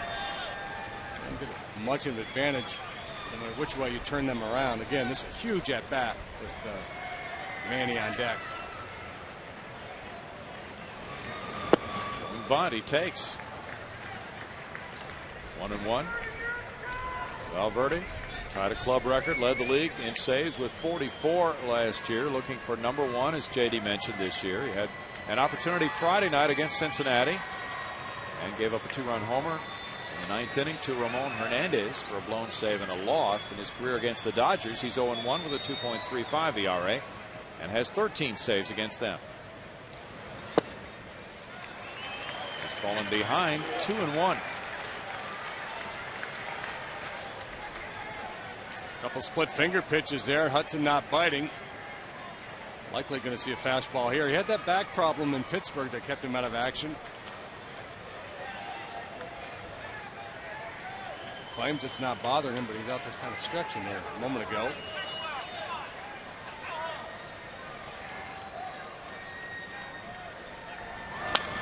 Foul back, and it's 2 balls, 2 strikes to Hudson.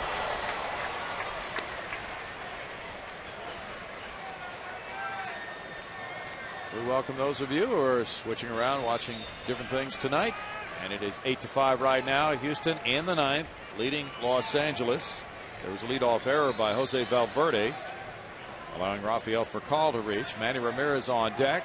Dodgers led 3-0 after 1/2 inning. Astros grabbed the lead with a 3-run third, and they've been leading ever since. Now it's 3-2. The Dodgers have an 8-game winning streak. For the Astros, 8 runs on 11 hits tonight. They came in averaging 3 runs per game. Well, nothing fancy here if you're Valverde. Just attack the middle of the plate. Just a good low fastball right over the heart of the plate.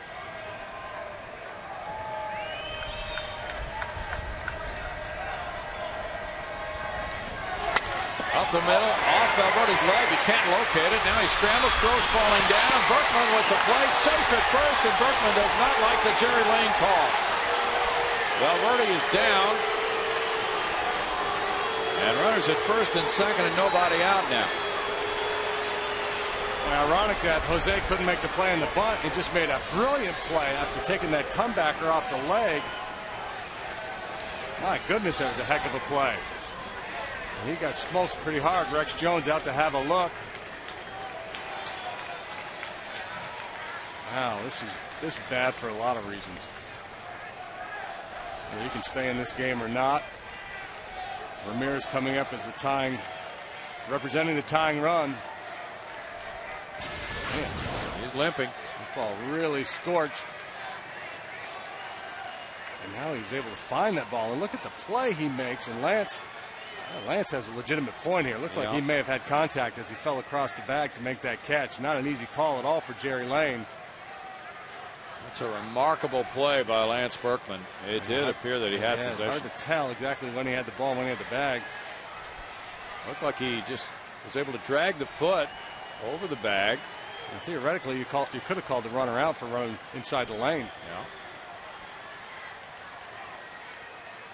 Let's see now at that moment that he has possession of the ball.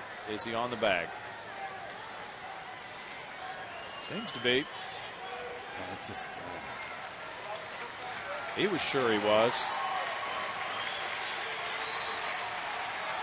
That is some kind of a play.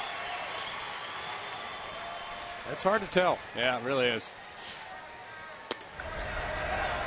Jose throwing some warm-up pitches now. Just that leg out. That That ball is on him early.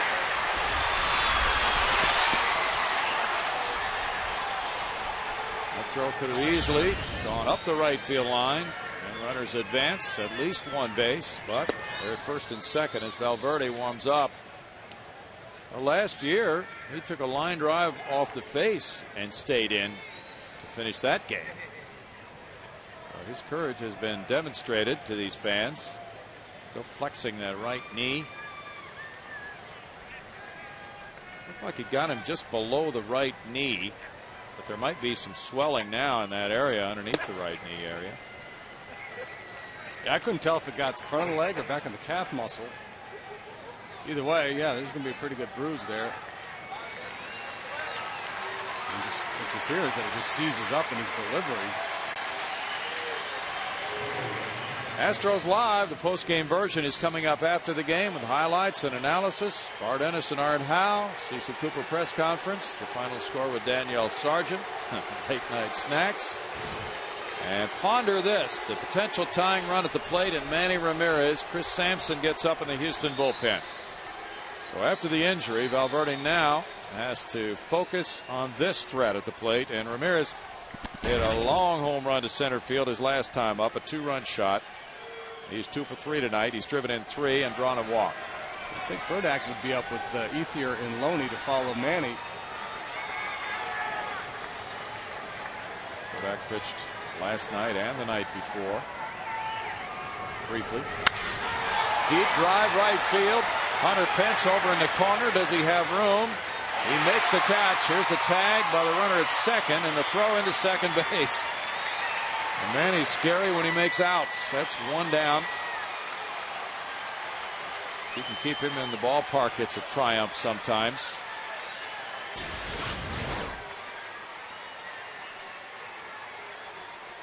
Jose able to beat him with that fastball a little bit behind it, as opposed to that last at bat when he got the head out in front and hit it 450 feet to center field. Now the two lefty hitters, Ethier and Loney, back to back. Wesley Wright pitched the 6th inning. The Astros' other lefty, as JD mentioned, Tim Burdak, not warming up. It looks like that leg is getting worse as we go along here. He's limping and really hobbling as he goes to back up third base. Ethier is 0 for 2 with a pair of walks.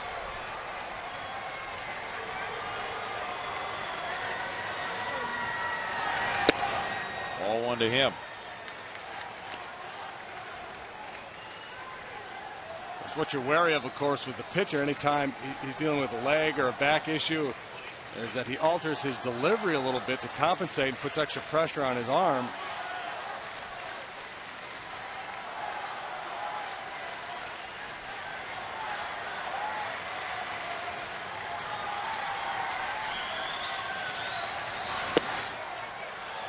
Hmm. 2-0 to Ethier. Dodgers playing with a lot of confidence with 8 straight wins.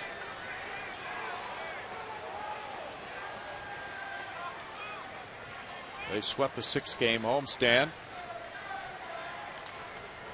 tying their club record of 6 straight to open the season, set in '69 since they moved to Los Angeles.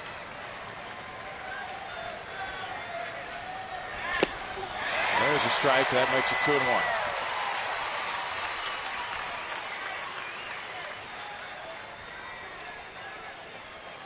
Sometimes a slumping team finds that it can be so hard to win a game.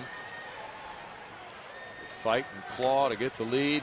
Sometimes difficult to hold it. Now a situation in which they try to close it with 2 more outs needed and a 3-run lead with a potential tying run at the plate. 3-1. Well, they have been resilient tonight. The Astros fell behind early against the hard thrower Kershaw. 3-0. They got a run in the first, 3 in the third. Now Valverde trying to close it for Russ Ortiz. It would be his first win as an Astro, his first win since the 07 season.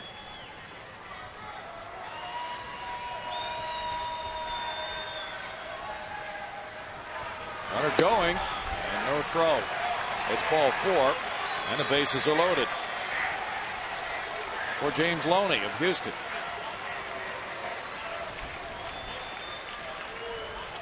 Yeah, and I just, anxious moments in the Astros dugout, I'm sure, as they try to figure out exactly how Jose's feeling and how much that leg injury is affecting him. You can see it clearly as he walks around the mound there.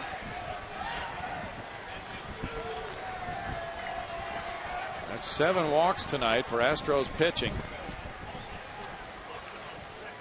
Loney is 0 for 4. He had an RBI on a ground out his first time up. 395 career hitter. The base is loaded.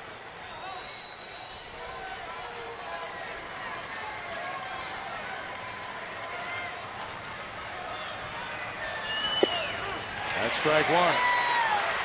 Russell Martin on deck. Matsui and Tejada are set up to turn 2. Sampson continues to work in the bullpen. Valverde, pitcher number 5 for Houston. Jonathan Broxton, the Dodger closer, is warming up. It's 0-2.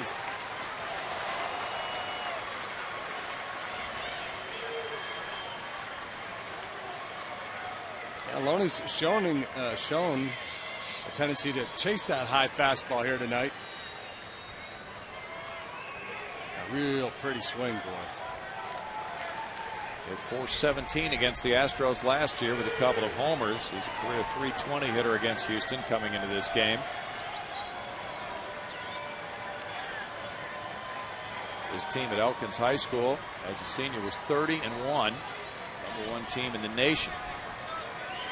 .400 career hitter at Minute Maid Park coming into this one tonight. Pitched a playoff game here in high school. Rolls it back, still 0-2. Pretty good pitch to swing at there. Pudge wanted that pitch way upstairs. Came out of his crouch prior to the pitch, and Jose got it down a little bit, and Pudge wants it way up. And this is inner third on mid-thigh.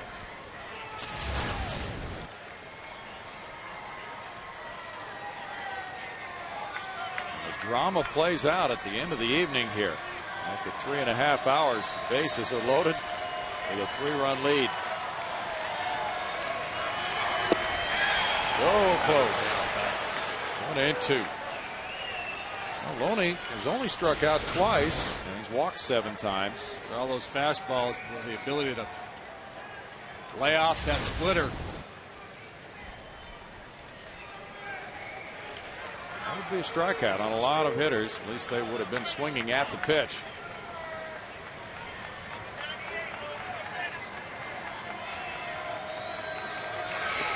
And Loney swings and misses, striking out. That's been rare this season. That's out number 2. They went back to back with that split finger pitch. Loney didn't bite on the first one, but really got fooled with the final one. We'll show you the confrontation here as the one-legged Valverde continues to battle out there. High strike call for strike 1. Loney fouls the high fastball off. Had a good swing at one in a little bit. Able to lay off there. Didn't see the splitter that was in a little bit as well as the one that was away. Valverde hopping around on one leg. Now it's Russell Martin, 2 for 4. An RBI tonight. The ball 1. The dangerous Matt Kemp is on deck. Martin is a .378 hitter with 1 grand slam. But the base is loaded. hard to find an out in this Dodger lineup. Team batting average was .302 when the game started.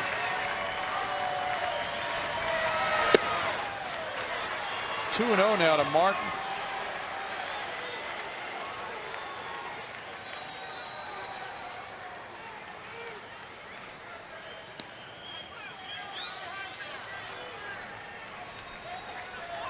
Valverde calling. It's like the Monty Stratton story. He really is. He's calling on all the guile that he can come up with to try to get through this inning, hopping around on one leg. 13 career saves against the Dodgers in 29 appearances. If he gets this one, it'll be well earned. Strike. 2-1. The inning began with an error by Valverde. And then Hudson brought it his way, or hit the shot off his leg, and here it is. Lance Berkman thought he had him out, but the call was safe. And a deep drive to the warning track by Manny Ramirez. A walk, a strikeout, a Loney, and a foul ball here. Makes the count 2-2. You know, the comebacker is probably why he's dipping around there, but it almost looked like he rolled his ankle a little bit when he made the play. He may be contributing a little bit. Well, you know he's going to be getting treatment very soon after this game ends. And an appearance tomorrow night will certainly be in doubt for him. Fans have been treated to quite a full evening.